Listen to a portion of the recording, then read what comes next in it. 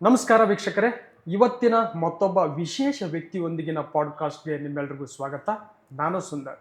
ಇವತ್ತು ನಮ್ಮ ಒಂದು ಪಾಡ್ಕಾಸ್ಟ್ನಲ್ಲಿ ಹೋರಾಟಗಾರರು, ಚಿಂತಕರು, ಸಂವಿಧಾನ ಪ್ರೇಮಿ, ಯುವ ಹೋರಾಟಗಾರರಿಗೆ ಸ್ಫೂರ್ತಿ, ಅಹಿಂದ ನಾಯಕರು ಹಾಗೂ ರಾಜಕೀಯ ನಾಯಕರು ಕೂಡ ಈ ಒಂದು ಪಾಡ್ಕಾಸ್ಟ್ನಲ್ಲಿ ಭಾಗಿಯಾಗಿದ್ದಾರೆ.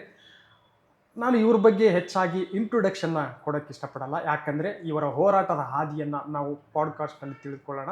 ಅದಕ್ಕಿಂತ ಮೊದಲನೇದಾಗಿ ನಾನು ಅವರನ್ನು ಈ ಒಂದು ಪಾಡ್ಕಾಸ್ಟ್ಗೆ ಸ್ವಾಗತ ಮಾಡಿಕೊಳ್ತಾ ಇದ್ದೀನಿ. ಸರ್, ಮೊದಲನೇದಾಗಿ ಈ ಒಂದು ಪಾಡ್ಕಾಸ್ಟ್ಗೆ ನಿಮಗೆ ಸ್ವಾಗತ. ನಮಸ್ಕಾರ. ನಮಸ್ಕಾರ ಸುಂದರ್. ಸರ್, ಹೇಗಿದ್ದೀರಾ ಸರ್? ಚೆನ್ನಾಗಿದ್ದೀನಿ. ಸೊ ಬ್ಯುಸಿ ಲೈಫ್ ಸರ್, ಮಾಮೂಲಿ. ಆ ಒಂದು ಟೈಮಲ್ಲೂ ಕೂಡ ನಮಗೆ ಒಂದು ಅವಕಾಶನ ಕೊಟ್ಟಿದ್ದಾರೆ, ಅದಕ್ಕೂ ನಾನು ತುಂಬ ಧನ್ಯವಾದಗಳನ್ನು ತಿಳಿಸ್ತಾ ಇದ್ದೀನಿ. ಸರ್, ನಿಮ್ಮ ಹೋರಾಟದ ಹಾದಿ ಒಂದು ರೋಚಕ, ಎಲ್ರಿಗೂ ಸ್ಫೂರ್ತಿ, ಯುವ ಹೋರಾಟಗಾರರಿಗೆ, ವಿದ್ಯಾರ್ಥಿಗಳಿಗೆ, ಮುಂಬರುವಂತಹ ಹೋರಾಟಗಾರರು ಕೂಡ ಒಂದು ಮಾದರಿ ಆಗಿದ್ದಾರೆ ಸರ್. ಈ ಒಂದು ಹೋರಾಟದ ಹಾದಿ, ಅನಂತ್ ನಾಯಕ್ ಅನ್ನುವಂಥ ಒಂದು ಹೋರಾಟದ ವ್ಯಕ್ತಿತ್ವ ಬಂದಿದ್ದು ಎಲ್ಲಿಂದ? ಕಾಲೇಜಿಂದನೋ ಅಥವಾ ಸ್ಕೂಲಿಂದನೋ ಆ ಒಂದು ಹೋರಾಟದ ಕಿಚ್ಚು ನಿಮ್ಮ ಮನಸ್ಸಿನಲ್ಲಿ ಬರೋಕ್ಕೆ ಕಾರಣ ಏನು ಅಂತ ಸರ್? ಸಹಜವಾಗಿ ನಾನು ಹಳ್ಳಿಗಾಡಿನ ಒಂದು ಬಡ ಕುಟುಂಬದಿಂದ ಬೆಳೆದವನು. ಭಾಳ ಕಷ್ಟದಲ್ಲಿ ನನ್ನ ತಂದೆ ತಾಯಿ ನನ್ನನ್ನು ಓದಿಸಿ ಬೆಳೆಸಿದರು. ಹೈಸ್ಕೂಲ್ ಮುಗೀತು, ನಾನು ಫಸ್ಟ್ ಪಿ ಯು ಸಿ ಸೇರಿಕೊಂಡೆ. ಫಸ್ಟ್ ಪಿ ಯು ಸಿ ಸೇರಿಕೊಂಡು ಸೆಕೆಂಡ್ ಪಿ ಯು ಸಿಗೆ ಹೋಗೋಷ್ಟೊತ್ತಿಗೆ ಸೆಕೆಂಡ್ ಪಿ ಯು ಸಿಯಲ್ಲಿ ಹಾಸ್ಟೆಲ್ ಇಲ್ಲ ಅಂತಂದೇಳಿ ಹೇಳಿದ್ರು. ಹಾಗಾಗಿ ಹಾಸ್ಟೆಲ್ ಬೇಕು ಅಂತಂದೇಳಿ ಇಡೀ ಸೆಕೆಂಡ್ ಪಿ ಯು ಸಿಗೆ ಹೋಗ್ಬೇಕಾದ್ರೆ ವಿದ್ಯಾರ್ಥಿಗಳೆಲ್ಲ ಈಗಿನ ವಿಜಯನಗರ ಜಿಲ್ಲೆ ಹರಪಳ್ಳಿ ತಾಲೂಕಿನ ಹಾಸ್ಟೆಲ್ಗಾಗಿ ಹೋರಾಟ ಶುರುವಾಯಿತು. ಆ ಟೈಮಲ್ಲಿ student federation of India, Rajashekhar Savanur ಅಂತ ಹೇಳಿದ್ರು ನಾಯಕರು, ಅವರು ವಿದ್ಯಾರ್ಥಿಗಳ ಪರವಾಗಿ ಹೋರಾಟವನ್ನು ಪ್ರಾರಂಭ ಮಾಡಿದರು. ಸ್ವತಃ ನಾನೇ ವಿದ್ಯಾರ್ಥಿಯಾಗಿ ನನಗೆ ಹಾಸ್ಟೆಲ್ ಬೇಕಾಗಿದ್ದರಿಂದ ಆ ಹಾಸ್ಟೆಲ್ ಹೋರಾಟಕ್ಕೆ ನಾನು ಬಂದೆ. ಆ ಮುಖಾಂತರ ನಾನು ಸ್ಟೂಡೆಂಟ್ ಆರ್ಗನೈಸೇಷನಲ್ಲಿ ಎಮರ್ಜ್ ಆದೆ. ಮೊದಲನೇ ಹೋರಾಟದಲ್ಲಿ ಹೋರಾಟದ ಮಾಡಿದ ಕಾರಣಕ್ಕಾಗಿ ನಿಮ್ಗೆ ಹಾಸ್ಟೆಲ್ ಸೌಲಭ್ಯವೂ ಸಿಕ್ತು, ಆ ನಂತರದಲ್ಲಿ ಶಿಕ್ಷಣವೂ ಕೂಡ ಸಿಕ್ತು. ಹಾಗೆಯೇ SFI ಸಂಘಟನೆಯಲ್ಲಿ ನಾನು ಹಾಸ್ಟೆಲ್ ಘಟಕದಿಂದ ತಾಲೂಕು, ಜಿಲ್ಲಾ ಮಟ್ಟ, ರಾಜ್ಯ ಮಟ್ಟದಲ್ಲಿ ರಾಜ್ಯದ ಕಾರ್ಯದರ್ಶಿ, ರಾಜ್ಯದ ಅಧ್ಯಕ್ಷ, ರಾಷ್ಟ್ರೀಯ ಕಮಿಟಿಯಲ್ಲೆಲ್ಲ ಕೆಲಸ ಮಾಡುವಂಥ ಒಂದು ಅವಕಾಶ, ಅನುಭವ ಎರಡೂ ಸಿಕ್ತು. ನೀವು ಅಂದ್ಕೊಂಡಿದ್ರಿ ಸರ್, ಆ ಒಂದು ಹೋರಾಟದ ಮನೋಭಾವನೆ ಬರೋಕ್ಕೆ ಒಂದು ಘಟನೆ ಅನ್ನುವಂಥದ್ದನ್ನು ಕಾರಣ ಆಗಿರುತ್ತೆ, ಅಥವಾ ಆ ಒಂದು ನೀವಿರುವಂಥ ಪರಿಸರನೂ ಕಾರಣ ಆಗಿರ್ಬೋದು. ಈ ಒಂದು ಹೋರಾಟಕ್ಕೆ ನಾನು ಧುಮುಕ್ಬೇಕು, ನಾನು ಹೋರಾಟದ ಒಂದು ಕಿಚ್ಚು ನನಗೆ ಇದೆ ಅನ್ನುವಂಥದ್ದು ಅನಿಸುತ್ತಾ ಸರ್, ಹೇಗೆ ಅಂತ? ಆ ಒಂದು ಘಟನೆಯನ್ನೇ ನಿಮಗೆ ಸ್ಫೂರ್ತಿ ಮಾಡ್ತಾ ಹೇಗೆ ಅಂತ? ಇಲ್ಲ, ಸಹಜವಾಗಿ ಏನಾಗುತ್ತೆ, ಈ ಬಡತನದಿಂದ ಬಂದಿರುವಂತಹ ಹಳ್ಳಿಗಾಡಿನ ವಿದ್ಯಾರ್ಥಿಗಳಿಗೆ ಚಿಕ್ಕ ಚಿಕ್ಕ ಅವಕಾಶಗಳು ಸಿಕ್ಕರೆ ಅವರು ಬೆಳೆದು ದೊಡ್ಡವರಾಗ್ಬಿಡ್ತಾರೆ. ಅಂಥ ಅವಕಾಶಗಳನ್ನು ಇವತ್ತು ಕೊಡೋ ಜವಾಬ್ದಾರಿ ಅದು ಸರ್ಕಾರದ್ದು ಆಗಬೇಕು, ವ್ಯವಸ್ಥೆಯಿಂದ ಆಗಬೇಕು. ಆ ಅವಕಾಶಗಳನ್ನು ನಿರಾಕರಣೆ ಮಾಡಿಬಿಟ್ರೆ ಅದು ಏನಂದರೆ ಚಿಗುರುವಾಗಲೇ ಸುಟ್ಟು ಹೋಗ್ತದೆ ಅಥವಾ ಬಾಡಿ ಹೋಗ್ತದೆ. ಇಂಥ ಸಂದರ್ಭದಲ್ಲಿ ಸಹಜವಾಗಿ ಹಳ್ಳಿಗಾಡಿನ ಮಕ್ಕಳಿಗೆ ಒಂದು ಧೈರ್ಯ ಮತ್ತು ಛಲ ಇದ್ದೇ ಇರುತ್ತೆ. ಅವ್ರಿಗೆ ಪ್ರೋತ್ಸಾಹ ಬೇಕನ್ನೋ ಕಾರಣಕ್ಕಾಗಿ ಈ ವಿದ್ಯಾರ್ಥಿ ಸಂಘಟನೆಗಳು ಭಾಳ ದೊಡ್ಡ ಪ್ರಮಾಣದಲ್ಲಿ ಸಹಕಾರಿಯಾಗಿ ಕೆಲಸ ಮಾಡಿದ್ದಾವೆ.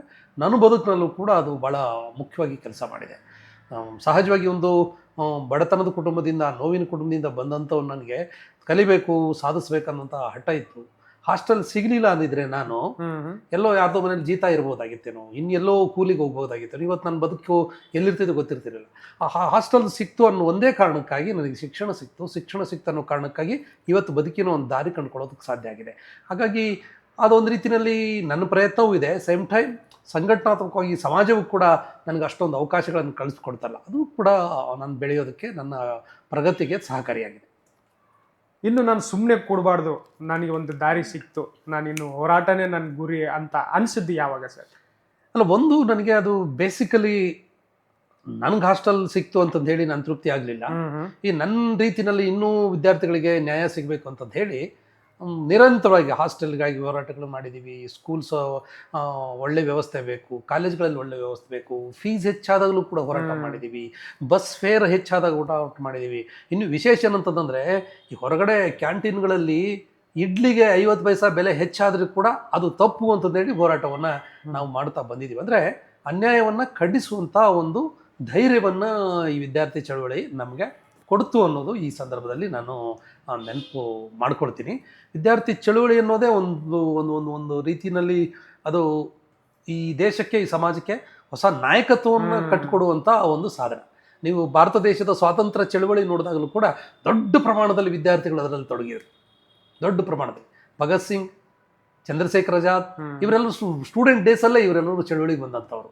ಮತ್ತು ಇಡೀ ಭಾರತ ಬಿಟ್ಟು ತೊಲಗಿ ಅಂತಂದೇಳಿ ಗಾಂಧೀಜಿಯವರು ಒಂದು ಕರೆ ಕೊಟ್ಟರೆ ಇಡೀ ದೇಶದ ಬೀದಿಗಳಲ್ಲಿ ಎಲ್ಲ ವಿದ್ಯಾರ್ಥಿಗಳೇ ಇರ್ತಾ ಇದ್ದಿದ್ದು. ಅಂದರೆ ವಿದ್ಯಾರ್ಥಿಗಳಿಗೂ ದೇಶಭಕ್ತಿ, ದೇಶ ಪ್ರೇಮಕ್ಕೂ ಭಾಳ ನಿಕಟವಾದಂಥ ಸಂಪರ್ಕ ಇದೆ. ಹಾಗಾಗಿನೇ ಇಡೀ ಸ್ವಾತಂತ್ರ್ಯ ಚಳವಳಿ ವಿದ್ಯಾರ್ಥಿಗಳ ಭಾಗವಹಿಸುವಿಕೆಯಿಂದ ಸಕ್ಸಸ್ ಆಯಿತು.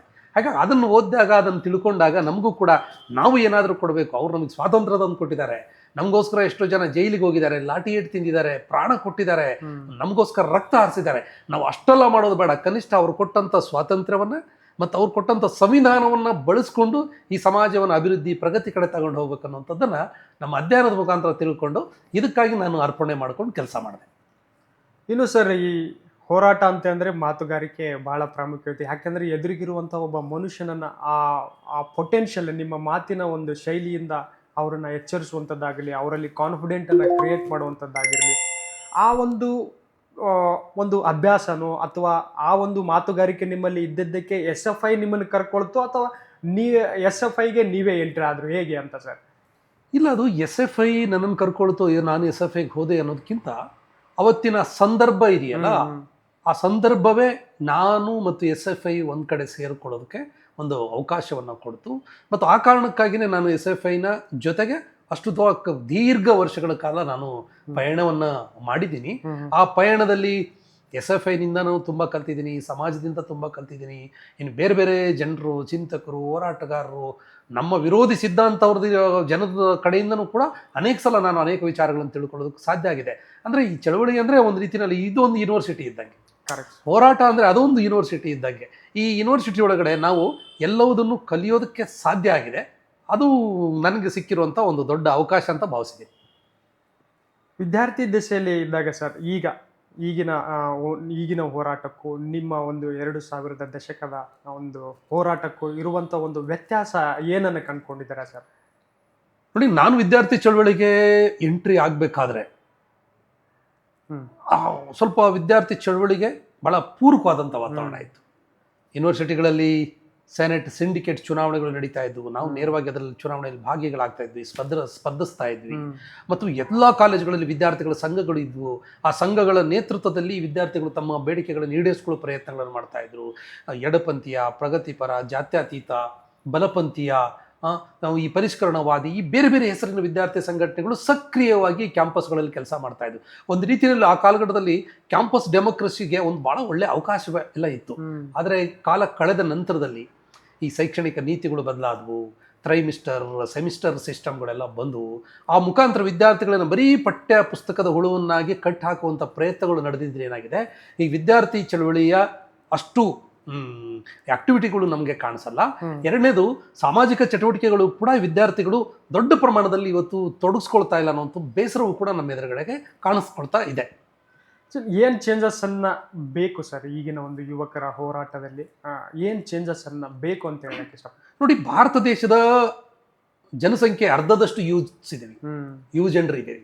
ಈ ಯುವ ಜನರಿಗೆ ಅವರ ಹಕ್ಕುಗಳನ್ನು ಸಂರಕ್ಷಣೆ ಮಾಡಿಕೊಳ್ಳುವಂಥ ಮತ್ತು ಅವರು ಹಕ್ಕುಗಳಿಗಾಗಿ ಮಾತನಾಡುವಂತಹ ಮತ್ತು ದೇಶದ ಎಲ್ಲ ಚಟುವಟಿಕೆಗಳ ಯುವಕರು ಭಾಗವಹಿಸುವಂಥ ಒಂದು ಡೆಮೊಕ್ರೆಟಿಕ್ ಆದಂಥ ವ್ಯವಸ್ಥೆಯನ್ನು ನಾವು ಕ್ರಿಯೇಟ್ ಮಾಡಿ ಕೊಡಬೇಕು. ಅಂದಾಗ ಮಾತ್ರನೇ ದೇಶ ಪ್ರಗತಿ ಕಡೆ ಹೋಗೋದಕ್ಕೆ ಸಾಧ್ಯ ಆಗುತ್ತೆ. ನಾನು ಹೇಳಿದೆ ಒಂದು ಮಾತು, ನಮಗೆ ಕ್ಯಾಂಪಸ್ ಡೆಮೋಕ್ರಸಿ ಬೇಕಾಗಿದೆ. ಕ್ಯಾಂಪಸ್ ಡೆಮೋಕ್ರಸಿ ಇತ್ತು ಅಂತಂದರೆ ವಿದ್ಯಾರ್ಥಿಗಳು, ಯುವ ಜನರು ತಮ್ಮ ಹಕ್ಕುಗಳು ಏನಂತಂದೇಳಿ ಮಾತನಾಡ್ತಾರೆ, ಅದನ್ನು ಪಡ್ಕೊಳ್ತಾರೆ. ಅದನ್ನು ಹಿಂಸೆಯ ದಾರಿನಲ್ಲಿ ಅಂತಂದು ಹೇಳ್ತಾ ಇಲ್ಲ ನಾನು, ಉಗ್ರವಾದದ ದಾರಿನಲ್ಲಿ ಅಂತಂದು ಹೇಳ್ತಾ ಇಲ್ಲ, ಜಾತಿವಾದ ಅಥವಾ ಕೋಮುವಾದವನ್ನು ಪ್ರೋತ್ಸಾಹಿಸುವಂಥ ದಾರಿಯಲ್ಲಿ ಹೇಳ್ತಾ ಇದ್ದೆ. ಭ್ರಾತೃತ್ವ, ಸಹಬಾಳ್ವೆ ಮತ್ತು ಐಕ್ಯತೆಯ ದೃಷ್ಟಿಯಿಂದ ವಿದ್ಯಾರ್ಥಿಗಳಲ್ಲಿ ಕ್ಯಾಂಪಸ್ ಡೆಮೋಕ್ರಸಿಯನ್ನು ಬಲಪಡಿಸುವಂಥ ಅಗತ್ಯ ಇವತ್ತು ತುಂಬ ಇದೆ. ಅದು ಇಲ್ಲ ಅಂತಂದರೆ ನೀವು ಯಾವುದೇ ರಾಜಕೀಯ ಪಕ್ಷದಲ್ಲಿ ನೋಡಿ, ಇವತ್ತು ರಾಜಕೀಯ ಪಕ್ಷದಲ್ಲಿ ಎಲ್ಲ 70, 80, 90 ವಯಸ್ಸಿನ ಜನರನ್ನ ನಾಯಕರು ನೋಡ್ತಾ ಇದ್ದೀವಿ. ನಮ್ಮ ದೇಶದಲ್ಲಿ ಆ ಸಮಸ್ಯೆ ಇದೆ. ಅದು ಈ ಪಕ್ಷ ಆ ಪಕ್ಷ ಅಂತಂದು ಹೇಳ್ತಾ ಇಲ್ಲ, ಎಲ್ಲದರಲ್ಲೂ ಯಾಕಿದೆ ಅಂತಂದರೆ ಇಲ್ಲಿ ಯುವಜನ ನಾಯಕತ್ವಕ್ಕೆ ಅವಕಾಶ ಕೊಡ್ತಾ ಇಲ್ಲ ಅನ್ನೋ ಕಾರಣಕ್ಕಾಗಿ ಹಳೇ ತಲೆಮಾರಿನವ್ರನ್ನ ನಾವೇನು ಅವ್ರನ್ನ ಗುಂಡಾಕಿ ಸಾಯಿಸ್ಬಿಡ್ಬೇಕು ಅಥವಾ ದೂರ ಇಡಬೇಕಂತ ಅರ್ಥ ಅಲ್ಲ ನಾನು ಹೇಳ್ತಾ ಇರೋದು. ಹಳೆ ಬೇರು ಮತ್ತು ಹೊಸ ಚಿಗುರು ಎರಡೂ ಬೇಕಾಗುತ್ತೆ ಸಮಾಜ ಕಟ್ಟೋದಕ್ಕೆ. ಉದಾಹರಣೆಗೆ ನಿನ್ನೆ ನಾವು ದೆಹಲಿಯಲ್ಲಿ ನೋಡಿದಂಥ ಹೋರಾಟವನ್ನು ನೋಡಿದ್ದೀವಿ. ಒಂದು ಸಣ್ಣ ಘಟನೆಯಿಂದ ಪ್ರಾರಂಭವಾದಂತಹ CJPಯ ಪ್ರತಿಭಟನೆ ಜೆನ್ಜಿ ಈ ಜನರೇಷನ್ನ ಯೂತ್ಸ್ ಎಷ್ಟು ದೊಡ್ಡ ಪ್ರಮಾಣದಲ್ಲಿ ಆ ಚಳವಳಿಗೆ ಬಂದಿದ್ದಾರೆ ಮತ್ತು ಚಳವಳಿಗೆ ಬರೋದಷ್ಟೇ ಅಲ್ಲ, ಬಹಳ ಪ್ರಬುದ್ಧವಾಗಿ ಆ ಚಳವಳಿನಲ್ಲಿ ಅವರು ಪಾಲ್ಗೊಂಡಿದ್ದಾರೆ. ಎಷ್ಟು ಬುದ್ಧಿವಂತಿಕೆಯಿಂದ ನಡ್ಕೊಂಡಿದ್ದಾರೆ. ಹೊಸ ಹೊಸ ಕ್ರಿಯೇಟಿವಿಟಿ ಅವರಲ್ಲಿದೆ. ಎಷ್ಟೊಂದು ಕೌಶಲ್ಯದ ಮಾತುಗಳು, ಭಾಷಣ, ಅವರ ಘೋಷಣೆಗಳು, ಅವರ ಬರಹಗಳು, ಅವರು ಟ್ವೀಟ್ ಮಾಡಿದ್ದು, ಅವ್ರು ರೀಲ್ಸ್ಗಳನ್ನು ಮಾಡಿದ್ದು ಎಲ್ಲವೂ ಕೂಡ ನೋಡಿದಾಗ ನಮಗಿಂತಲೂ ಇವತ್ತು ನನಗಿಂತ ಚಿಕ್ಕ ವಯಸ್ಸಿನ ಯೂತ್ ಏನಿದ್ದಾರೆ ಅವ್ರು ಇನ್ನೂ ಕ್ರಿಯಾಶೀಲವಾಗಿದ್ದಾರೆ, ಇನ್ನೂ ಆ್ಯಕ್ಟಿವ್ ಆಗಿದ್ದಾರೆ, ಇನ್ನೂ ನಾಲೆಡ್ಜ್ ಇದೆ. ಅವ್ರನ್ನ ಸದುಪಯೋಗ ಪಡಿಸ್ಕೊಂಡ್ರೆ ಈ ಸಮಾಜ, ಈ ದೇಶ ಪ್ರಗತಿ ಕಡೆ ಹೋಗ್ತದೆ. ಹಾಗಾಗಿ ಅವ್ರಿಗೆ ಅವಕಾಶ ಮಾಡಿಕೊಡ್ಬೇಕಲ್ಲ, ಅದು ಕ್ಯಾಂಪಸ್ ಡೆಮೋಕ್ರಸಿಯಿಂದ ಮಾತ್ರ ಸಾಧ್ಯ. ಅದಕ್ಕೆ ಅವಕಾಶ ಬೇಕಾಗಿದೆ. ಇನ್ನು ಸರ್, ಈ ಹೋರಾಟ ಅನ್ನುವಂಥ ವಿಚಾರ ಬಂದಾಗ ನನಗೆ ನೆನಪಾಗಿರೋದು 2011-12ನೇ ಇಸ್ವಿಯಲ್ಲಿ ನಿಮ್ಮ ಒಂದು ಹೋರಾಟ ಲಾಠಿ ಏಟು ತಿಂದಿರುವಂಥದ್ದು, ಆಮೇಲೆ ಸರ್ಕಾರದವರು ಕೈಗೊಂಡಿದ್ದಂತಹ ಒಂದು ಶೈಕ್ಷಣಿಕ ಖಾಸಗೀಕರಣವನ್ನು ಮಾಡುವಂಥದ್ದನ್ನು ವಿರೋಧಿಸಿ ನೀವು ಮಾಡಿರುವಂಥ ಹೋರಾಟ ಇತಿಹಾಸದಲ್ಲಿ ಪುಟಗಳಲ್ಲಿ ಸೇರಿಕೊಂಡೋಗಿದೆ. ಆ ಒಂದು ಘಟನೆಯನ್ನು ನೆನೆಸ್ಕೊಳ್ಳೋದಾದರೆ, ಯಾಕೆಂದರೆ ನಿಮಗೆ 1 ವಾರದವರೆಗೂ ಬೇಲ್ ಕೂಡ ಸಿಕ್ಕಿರಲಿಲ್ಲ, ಜೈಲಲ್ಲಿದ್ದರೆ, ಆ ರೀತಿಯಾದಂಥ ಹೋರಾಟ ಈಗಿನ ಒಂದು ಹೋರಾಟದಲ್ಲಿ ಹೋಲಿಕೆ ಮಾಡಿದಾಗ ಆ ಒಂದು ಘಟನೆಯನ್ನು ನೆನೆಸ್ಕೊಳ್ಳೋದಾದ್ರೆ ಏನು ಹೇಳಕ್ಕೆ ಇಷ್ಟಪಡ್ತಾರೆ? ಇಲ್ಲ, ಅದೊಂದು ವಿಶೇಷ ಘಟನೆ. ಹಿಂದೆ ಮೊನ್ನೆ ಕುಮಾರಸ್ವಾಮಿ ಅವರು ಮುಖ್ಯಮಂತ್ರಿ ಇದ್ದರು. ಆವಾಗ ಪ್ರೊಫೆಸರ್ ಗೋವಿಂದ್ರವರು ಅಂತ ಅವ್ರ ನೇತೃತ್ವದಲ್ಲಿ ಒಂದು ಸಮಿತಿ ಮಾಡಿ, ಅವರ ಸಮಿತಿಯ ರೆಕಮೆಂಡೇಶನ್ ಏನಂದರೆ 52,000 ಸರ್ಕಾರಿ ಕನ್ನಡ ಶಾಲೆಗಳನ್ನು ಮುಚ್ಚಬೇಕು ಅನ್ನೋಂಥ ಒಂದು ಶಿಫಾರಸು ಮಾಡಿದರು. ಈ ಶಿಫಾರಸು ಭಾಳ ಶಿಕ್ಷಣ ಕ್ಷೇತ್ರಕ್ಕೆ ವಿರುದ್ಧ ಅಂತಂದೇಳಿ ನಾವು ಚರ್ಚೆ ಮಾಡಿ, ಮೊನ್ನೆ ದೇವನೂರು ಮಹಾದೇವರವರು, ಪಾಟೀಲ್ ಪುಟ್ಟಪ್ಪನವರು, ಚಂದ್ರಶೇಖರ್ ಪಾಟೀಲ್ರವರು, ಆಮೇಲೆ ನಮ್ಮ MM ಕಲಬುರ್ಗಿಯವರು, ಚನ್ನವೀರ್ ಕಣಿವೆಯವರು, ಬರಗೂರು ರಾಮಚಂದ್ರಪ್ಪನವರು, ಇವರೆಲ್ಲರೂ ಸೇರಿ ಒಂದು ಇದನ್ನು ಹೋರಾಟ ಚಳವಳಿ ಕಟ್ಟಬೇಕಂತಂದೇಳಿ ಅಂಥ ಒಂದು ಚಳವಳಿಯ ಜವಾಬ್ದಾರಿಯನ್ನು ನನಗೆ ಕೊಟ್ಟಿದ್ದರು. ಅದನ್ನು ಇಡೀ ರಾಜ್ಯವ್ಯಾಪಿ ನಾವು ಅಭಿಯಾನ ಮಾಡ್ತಾ ಕೊನೆಗೆ ಗಂಗಾವತಿನಲ್ಲಿ ಅಖಿಲ ಭಾರತ ಕನ್ನಡ ಸಾಹಿತ್ಯ ಸಮ್ಮೇಳನ ನಡೀತಾ ಇದ್ರು. ಆಗ ಬದಲಾಗಿ ಮೊನ್ನೆ ಸದಾನಂದ ಗೌಡರು ಮುಖ್ಯಮಂತ್ರಿ ಆಗಿದ್ದರು. ಅವ್ರನ್ನೂ ಕೂಡ ನಾವು ಭೇಟಿಯಾಡಿ ಈ ಯಾವುದೇ ಕಾರಣಕ್ಕೂ ಈ ಸರ್ಕಾರಿ ಶಾಲೆಗಳನ್ನು ಮುಚ್ಚುವಂಥ ಪ್ರಯತ್ನಗಳನ್ನು ಮಾಡಬೇಡಿ, ಅದಕ್ಕೆ ಹಿಂದೆ ಸರಿದೆ ಅಂತಂದೇಳಿ ಹೇಳಿದ್ವಿ. ಅವ್ರ ಮಾತು ಕೇಳಿರಲಿಲ್ಲ. ಅನಿವಾರ್ಯ ಕನ್ನಡ ಸಾಹಿತ್ಯ ಸಮ್ಮೇಳನ ನಡೀತಾ ಇತ್ತು. ಸರ್ಕಾರಿ ಶಾಲೆಗಳನ್ನು ಮುಚ್ಚಿ ಕನ್ನಡ ಸಾಹಿತ್ಯ ಸಮ್ಮೇಳನವನ್ನು ಉದ್ಘಾಟನೆ ಮಾಡುವಂಥ ನೈತಿಕತೆ ಮುಖ್ಯಮಂತ್ರಿಗಳಿಗೆ, BJP ಸರ್ಕಾರಕ್ಕೆ ಇಲ್ಲ. ಹಾಗಾಗಿ ನೀವು ಈ ಸಮಾವೇಶದಿಂದ ಹೊರಗಡೆ ಹೋಗ್ಬೇಕಂತಂದು ಹೇಳಿ ಸಾವಿರಾರು ಜನ ವಿದ್ಯಾರ್ಥಿಗಳನ್ನು ಅವತ್ತು ಸೇರಿಸಿ ಆ ವೇದಿಕೆಯಲ್ಲಿ ಪ್ರತಿಭಟನೆ ಮಾಡಿದ್ವಿ. ಅವರಿಗೆ ಕಪ್ಪು ಬಟ್ಟಣ ಪ್ರದರ್ಶನ ಮಾಡಿದ್ವಿ. ನಮ್ಮ ಪ್ರಜಾಸತ್ತಾತ್ಮಕ ವಿರೋಧವನ್ನು ವ್ಯಕ್ತಪಡಿಸಿದ್ವಿ. ಆದರೆ ಏನು ಮಾಡೋದು, ಸರ್ಕಾರ ನಮ್ಮ ಮೇಲೆ ಪೊಲೀಸರನ್ನ, BSF ತುಕಡಿಯನ್ನು ಕೈ ಬಿಡ್ತು, CRPFನ ತುಕಡಿಯನ್ನು ನಮ್ಮ ಮೇಲೆ ಬಿಡ್ತು. ಅವರು ಹಿಗ್ಗ ನಮಗೆಲ್ಲ ಲಾಠಿ ಚಾರ್ಜ್ ಮಾಡಿದರು. ನಮ್ಮ ಜೊತೆಗಿದ್ದಂಥವ್ರು ತಲೆ ಹೊಡಿತು, ಕೈಗಳು ಮುರ್ಕೊಂಡು ರಕ್ತಪಾತ ಆಯಿತು. ಸ್ವತಃ ನನ್ನನ್ನು ಮತ್ತು ನಮ್ಮ ಸ್ನೇಹಿತರನ್ನೆಲ್ಲರನ್ನೂ ಕೂಡ ಹೇಗೆ ಬೇಕು ಹಾಗೆಲ್ಲ ಹೊಡೆದ್ರು. ನನಗೂ ಕೂಡ ಹೊಡೆದ ಬಿದ್ದು, ತಲೆಯಲ್ಲಿ ರಕ್ತ ಬಂತು, ಕೈಯಲ್ಲಿ ರಕ್ತ ಬಂತು, ಎಲ್ಲ ಬಂತು. ಅದಷ್ಟೇ ಅಲ್ಲದೆ ನಮ್ಮನ್ನು ಅರೆಸ್ಟ್ ಮಾಡಿ ಗಂಗಾವತಿಯ ಜೈಲಿನಲ್ಲಿಟ್ಟರು. ನನ್ನೊಬ್ಬನೇ ಅಲ್ಲ, ನನ್ನ ಜೊತೆಗೆ ಸುಮಾರು 22-24 ಜನರನ್ನ ಅರೆಸ್ಟ್ ಮಾಡಿ ಜೈಲಿಗಿಟ್ಟರು. ವಾರಗಟ್ಟಲೆ ಜೈಲಲ್ಲಿದ್ವಿ. ಆದರೆ ಆ ಜೈಲಲ್ಲಿದ್ದಾಗ ನನಗೆ ಖುಷಿಯಾಗಿದ್ದೇನಂತಂದರೆ, ಇಡೀ ರಾಜ್ಯದ ಸಾಹಿತಿಗಳು, ಚಿಂತಕರು, ಪ್ರಗತಿಪರ ಸಂಘಟನೆಯವರು, ರಾಜಕೀಯ ಪಕ್ಷದವರು ಎಲ್ಲ ಮುಖಂಡರುಗಳು ಬಂದು ನಮ್ಮನ್ನು ಭೇಟಿ ಮಾಡಿದರು. ನಮ್ಮ ಜೊತೆಗೆ ಇದೀವಂಥ ಧೈರ್ಯ ಕೊಟ್ಟರು. ಅಷ್ಟೇ ಅಲ್ಲದೆ ಸರ್ಕಾರಿ ಶಾಲೆಗಳು ಉಳಿಬೇಕನ್ನುವಂಥ ಬಲವಾದಂಥ ಹೋರಾಟವನ್ನು ಮಾಡಿದರು. ಅದೇ ವೇದಿಕೆಯಲ್ಲಿ ನಮ್ಮ ಪ್ರೊಫೆಸರ್ ಚಂದ್ರಶೇಖರ್ ಪಾಟೀಲ್ರವರು ಈ ಸರ್ಕಾರಿ ಶಾಲೆಗಳನ್ನು ಉಳಿಸ್ಕೊಳ್ಳೋದಕ್ಕೆ ನಾವು ಬಲವಾದಂಥ ಹೋರಾಟ ಮಾಡ್ತೀವಿ ಅಂತಂದೇಳಿ ವೇದಿಕೆಯಲ್ಲಿ ನಿರ್ಣಯವನ್ನು ಕೂಡ ಪಾಸ್ ಮಾಡಿದರು. ಆ ನಂತರದಲ್ಲಿ ರಾಜ್ಯ ಸರ್ಕಾರ ಈ ಶಾಲೆಗಳನ್ನು ಮುಚ್ಚಲ್ಲ ಅಂತಂದೇಳಿ ಹಿಂದೆ ಸರಿತು. ಸ್ವಲ್ಪ ದಿನ ಆದಮೇಲೆ ನಮಗೆ ಬೇಲ್ ಸಿಕ್ತು. ಒಂದಿಷ್ಟು ದಿನ ಕೋರ್ಟಿಗೆ ಓಡಾಡಿದೆ. ಆ ನಂತರದಲ್ಲಿ ಎಲ್ಲ ಈ ಹೋರಾಟಗಾರರು ಆ ಕೇಸಿನಿಂದನೂ ಕೂಡ ನಾವು ಖುಲಾಸೆಯಾಗಿ ಬಂದ್ವಿ. ಸರ್ಕಾರಿ ಶಾಲೆಗಳನ್ನು ಅವತ್ತಿನ ಕಾಲಘಟ್ಟದಲ್ಲಿ ಉಳಿಸಿದೀವಿ ಅನ್ನುವಂಥ ಒಂದು ತೃಪ್ತಿ ಇದೆ. ಆದರೆ ಆ ಶಾಲೆಗಳನ್ನು ಈಗ ಮತ್ತೆ ಬಲಪಡಿಸುವಂಥ, ಅವುಗಳಿಗೆ ಸೌಲಭ್ಯಗಳನ್ನು ಕಲ್ಪಿಸುವಂಥ ಅಗತ್ಯ ಮತ್ತು ಅದು ಹೋರಾಟ ಇನ್ನೂ ಅವಶ್ಯಕತೆ ಇದೆ. ಒಬ್ಬ ಹೋರಾಟಗಾರರಿಗೆ ಲಾಠಿ ಏಟು ಬಿದ್ದಾಗ, ಜೈಲಿಗೆ ಹೋದಾಗ, ಅದರಿಂದ ಹೊರಗಡೆ ಬಂದು ಆ ಒಂದು ಹೋರಾಟದ ಯಶಸ್ಸನ್ನು ಕಂಡಾಗ ಎಷ್ಟು ಖುಷಿ ಕೊಡ್ಬೋದು? ಇಲ್ಲ, ಇಡೀ ಚರಿತ್ರೆಯಲ್ಲಿ ಸ್ವಾತಂತ್ರ್ಯ ಹೋರಾಟದಿಂದ ಇಲ್ಲಿವರೆಗೂ ನೋಡಿದಾಗ ಯಾರೆಲ್ಲ ಸಮಾಜಕ್ಕಾಗಿ ಲಾಠಿ ಏಟುಗಳನ್ನು ತಿಂದಿದ್ದಾರೆ, ಜೈಲಿಗೆ ಹೋಗಿದ್ದಾರೆ, ಬಿಡುಗಡೆಯಾಗಿ ಬಂದಿದ್ದಾರೆ, ಅವರು ಬಂದ ನಂತರದಲ್ಲಿ ಜನ ಅವರಿಗೆ ತೋರಿಸುವಂಥ ಪ್ರೀತಿ ಮತ್ತು ನಾನೇನೋ ಒಂದು ಸಾಧನೆ ಮಾಡಿದ್ದೀನೋ ಅಂತ ಒಂದು ಆತ್ಮತೃಪ್ತಿ, ಅದು ಎರಡು ಇದೆಯಲ್ಲ, ಅದಷ್ಟೇ ಸಾಕು ಅವರಿಗೆ. ಅದೇ ಸರ್ಟಿಫಿಕೇಟ್ ಅವರಿಗೆ. ಅದಕ್ಕಿಂತ ದೊಡ್ಡ ಸನ್ಮಾನ, ದೊಡ್ಡ ಇನ್ನೇನೋ ಅವ್ರಿಗೆ ಸಿಕ್ಬಿಡುತ್ತೆ ಅನ್ನೋದಕ್ಕಿಂತ ಒಂದು ಆತ್ಮತೃಪ್ತಿ ಇದೆಯಲ್ಲ, ಆತ್ಮತೃಪ್ತಿ ಇದೆ. ನನಗೆ ಭಾಳ ಖುಷಿ ಅಂತಂದ್ರೆ ಒಂದೇ ಸಲ ಅನೇಕ ಸಲ ಲಾಠಿ ಏಟುಗಳು, ಪೊಲೀಸರ ಏಟುಗಳನ್ನು ತಿಂದಿದ್ದೀವಿ. ವೈಯಕ್ತಿಕ ಕಾರಣಕ್ಕಲ್ಲ, ಸಮಾಜದ ಕಾರಣಕ್ಕಾಗಿ ತಿಂದಿದ್ದೀವಿ. ಮೊನ್ನೆ ಇವತ್ತಿನ ಮುಖ್ಯಮಂತ್ರಿ ಮಾನ್ಯ ಡಿ ಕೆ ಶಿವಕುಮಾರ್ ಅವರ ಜೊತೆಗೆ ವಿವೇಕಾನಂದರವರ ಅಭಿಯಾನದ ಹೆಸರಿನಲ್ಲಿ ಇಡೀ ಕರ್ನಾಟಕ ರಾಜ್ಯದೊಳಗಡೆ ಕೋಮು ವಿಷ ಬೀಜ ಬಿತ್ತೋದಕ್ಕೆ BJP ಅವತ್ತು ಪ್ರಯತ್ನ ಮಾಡ್ತಾ ಇದ್ವಿ. ಆವಾಗ ಮಾನ್ಯ ಡಿ ಕೆ ಶಿವಕುಮಾರ್ ಅವ್ರ ನೇತೃತ್ವ ಎಲ್ಲ ಪ್ರಗತಿಪರ ವಿದ್ಯಾರ್ಥಿ ಯುವಜನ ಸಂಘಟನೆಯವರು ನಾವು ಹೋರಾಟ ಮಾಡಿ ಅವರೊಟ್ಟಿಗೆ ನಾವು ಅರೆಸ್ಟ್ ಆಗಿದ್ವಿ. ಈ ರೀತಿ ಎಲ್ಲವನ್ನೂ ನಾವು ಹಿಂದೆ ಮಾಡಿರೋದು ಈಗ ಯಾಕೆ ಖುಷಿ ಕೊಡುತ್ತಂತಂದರೆ, ಆ ಎಲ್ಲ ಹೋರಾಟಗಳು, ಚಳುವಳಿಗಳು ನಮಗೆ ಇವತ್ತು ಹೊಸದನ್ನು ಕಲಿಸ್ಕೊಟ್ಟಿದೆ. ನಮಗೊಂದು ಆತ್ಮಸ್ಥೈರ್ಯ ಮತ್ತು ಒಂದು ಧೈರ್ಯವನ್ನಂತೂ ಇವು ಕಲಿಸ್ಕೊಟ್ಟಿದೆ. ನಿಮಗೆ ಏನು ಅನಿಸುತ್ತೆ ಸರ್, ಆಗಿನ ಒಂದು ಶಿಕ್ಷಣಕ್ಕೂ ಈಗಿನ ಒಂದು ಶಿಕ್ಷಣದ ಒಂದು ವ್ಯವಸ್ಥೆ ಖಾಸಗೀಕರಣ ಆಗಿದೆಯಾ, ಇನ್ನು ವ್ಯಾಪಾರೀಕರಣ ಆಗಿದೆಯಾ ಅನ್ನೋ ಏನಾದರೂ ಬದಲಾವಣೆ ಆಗಿದೆಯಾ ಅನ್ನುವಂಥದ್ದು ಅನಿಸ್ತಾ ಇದೆಯಾ ಸರ್ ನಿಮಗೆ? ನೋಡಿ, ನಮ್ಮ ಭಾರತ ದೇಶದ ಸಂವಿಧಾನದಲ್ಲಿ ಡಾಕ್ಟರ್ ಬಾಬಾ ಸಾಹೇಬ್ ಅಂಬೇಡ್ಕರ್ ಅವರು ಭಾಳ ಸ್ಪಷ್ಟವಾಗಿ ಶಿಕ್ಷಣ ಮೂಲಭೂತ ಹಕ್ಕಾಗಬೇಕು, ಮಕ್ಕಳಿಗೆ ಉಚಿತ ಕಡ್ಡಾಯ ಶಿಕ್ಷಣ ಸಿಗಬೇಕು ಅಂತಂದೇಳಿ ಹೇಳಿದ್ದಾರೆ. ಆದರೆ ಅದು ಸರಿನೋ ತಪ್ಪೋ, ನಮ್ಮ ದೇಶದ ಶಿಕ್ಷಣ ವ್ಯವಸ್ಥೆಯನ್ನು ಕಟ್ಟಿಕೊಡ್ಬೇಕಾದ್ರೆ ನಾವು ಲೋಪಗಳ ಮಧ್ಯೆ ಅದನ್ನು ಕಟ್ಟೋದಕ್ಕೆ ಪ್ರಯತ್ನ ಮಾಡಿದ್ದೀವಿ. ICSE ಶಾಲೆಗಳು, CBSE ಶಾಲೆಗಳು, ಅನುದಾನಿತ ಶಾಲೆಗಳು, ಅನುದಾನ ರಹಿತ ಶಾಲೆಗಳು, ಖಾಸಗಿ ಶಾಲೆಗಳು, ಈ ರೀತಿ ಬೇರೆ ಬೇರೆ ಶಾಲೆಗಳನ್ನು ಮಾಡೋದ್ರ ಮುಖಾಂತರ ಬಡವರು ಒಂದು ಕಡೆ ಓದಬೇಕು, ಮಧ್ಯಮ ವರ್ಗದವರು ಇನ್ನೊಂದು ಕಡೆ ಓದಬೇಕು, ಶ್ರೀಮಂತರ ಮಕ್ಕಳು ಒಂದು ಕಡೆ ಓದಬೇಕು, ಅತಿ ಗಣ್ಯರ ಮಕ್ಕಳು ಒಂದು ಕಡೆ ಓದಬೇಕು ಅನ್ನುವಂಥ ಈ ಬೈಫರ್ಕೇಷನ್, ವರ್ಗೀಕರಣವನ್ನು ನಾವು ನೋಡ್ತಾ ಇದ್ದೀವಿ. ಇದರಿಂದ ಏನಾಗ್ತಾ ಇದೆ, ಮಕ್ಕಳ ಕಲಿಕೆಯಲ್ಲಿ ಇವತ್ತು ಹಿಂದುಳಿದಿರುವಿಕೆಯನ್ನು ನೋಡ್ತಾ ಇದ್ದೀವಿ. ಶ್ರೀಮಂತರ ಮಕ್ಕಳು, ಉದಾಹರಣೆಗೆ ಪ್ರಧಾನಿಯ ಮಗ ಮತ್ತು ನಮ್ಮೂರಿನ ಚಮ್ಮಾರನ ಕೂಲಿಕಾರನ ಮಗ ಒಂದೇ ಶಾಲೆಯಲ್ಲಿ ಒಂದೇ ಡೆಸ್ಕ್ನಲ್ಲಿ ಓದುವಂತಹ ಒಂದು ವ್ಯವಸ್ಥೆಯನ್ನು ಈ ದೇಶದಲ್ಲಿ ಸಮಾನ ಶಿಕ್ಷಣದ ಪದ್ಧತಿ ತಂದರೆ ಖಂಡಿತವಾಗಲೂ ಈ ದೇಶದ ಪ್ರಗತಿ ವೇಗವಾಗಿ ಹೋಗ್ತದೆ. ಯಾಕಂದರೆ ಶ್ರೀಮಂತರ ಮಗ ಬಡವರ ಮಗನ ಹತ್ರ ಕಲಿಯುವಂತಹ, ತಿಳ್ಕೊಳ್ಳುವಂತಹ ತುಂಬ ಅಂಶಗಳಿದ್ದಾವೆ. ಅಥವಾ ಶ್ರೀಮಂತರ ಮಕ್ಕಳ ಹತ್ರ ಈ ಬಡವರ ಮಗ ಕಲಿಯುವಂಥ, ತಿಳ್ಕೊಳ್ಳುವಂಥ ಅನೇಕ ಅಂಶಗಳಿದ್ದಾವೆ.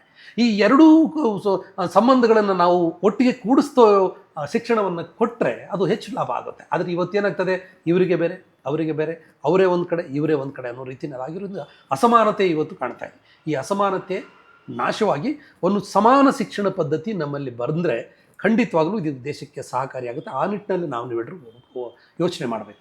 ಎರಡನೇದು, ಇದರ ಮಧ್ಯೆ ಏನಾಗಿದೆ, ಬೇರೆ ಬೇರೆ ದೇಶಗಳಲ್ಲಿ ನಾವು ನೋಡ್ತೀವಿ ಸರ್ಕಾರಿ ಶಿಕ್ಷಣ ಸಂಸ್ಥೆಗಳೇ ಬಲಡ್ಡವಾಗಿರೋದು ಮತ್ತು ಹೆಚ್ಚಿರೋದು ಮತ್ತು ಗುಣಾತ್ಮಕ ಶಿಕ್ಷಣ ಕೊಡ್ತಾ ಇರೋದು. ಆದರೆ ನಮ್ಮಲ್ಲಿ ಇವತ್ತು ಖಾಸಗಿ ಶಿಕ್ಷಣ ಸಂಸ್ಥೆಗಳು ನಾಯಿ ಕೊಡೆ ಇದ್ದಂಗೆ ಎದ್ದುಬಿಟ್ಟಿದ್ದಾವೆ. ಅವುಗಳನ್ನು ನಿಯಂತ್ರಣ ಮಾಡೋದು ಹೇಗೆ, ಅಥವಾ ಅವುಗಳನ್ನು ಹತೋಟಿಯಲ್ಲಿ ತಂದು ಅವುಗಳಲ್ಲಿ ಗುಣಮಟ್ಟದ ಶಿಕ್ಷಣವನ್ನು ಕೊಡೋದು ಹೇಗೆ ಅನ್ನುವಂಥದ್ದು ಇವತ್ತು ಬೇಕಾಗಿದೆ. ಮತ್ತು ಸರ್ಕಾರದ ನೀತಿ ನಿಯಮಗಳನ್ನು ಗಾಳಿಗೆ ತೂರಿ ಈ ಖಾಸಗಿ ಶಿಕ್ಷಣ ಸಂಸ್ಥೆಗಳು ಹಣ ಮಾಡುವ ದಂಧೆಗಾಗಿಯೇ ಕೆಲವು ಇಳಿದಿರುವುದನ್ನು ನೋಡಿದ್ದೀವಿ. ಹಾಗಾಗಿ ಈ ವ್ಯವಸ್ಥೆಯಲ್ಲಿ ಉಳ್ಳವರಿಗೆ ಮಾತ್ರ ಶಿಕ್ಷಣ ಅನ್ನುವಂತಹ ಒಂದು ಇದನ್ನು ನೋಡ್ತಾ ಇದ್ದೀವಿ ನಾವು. ಇದು ಬದಲಾಗಬೇಕು. ಇದಕ್ಕಾಗಿ ನಾವು ಏನಾದರೂ ಒಂದು ಪರಿಹಾರವನ್ನು ಕಂಡುಕೊಳ್ಳುವ ಅಗತ್ಯ ಇದೆ.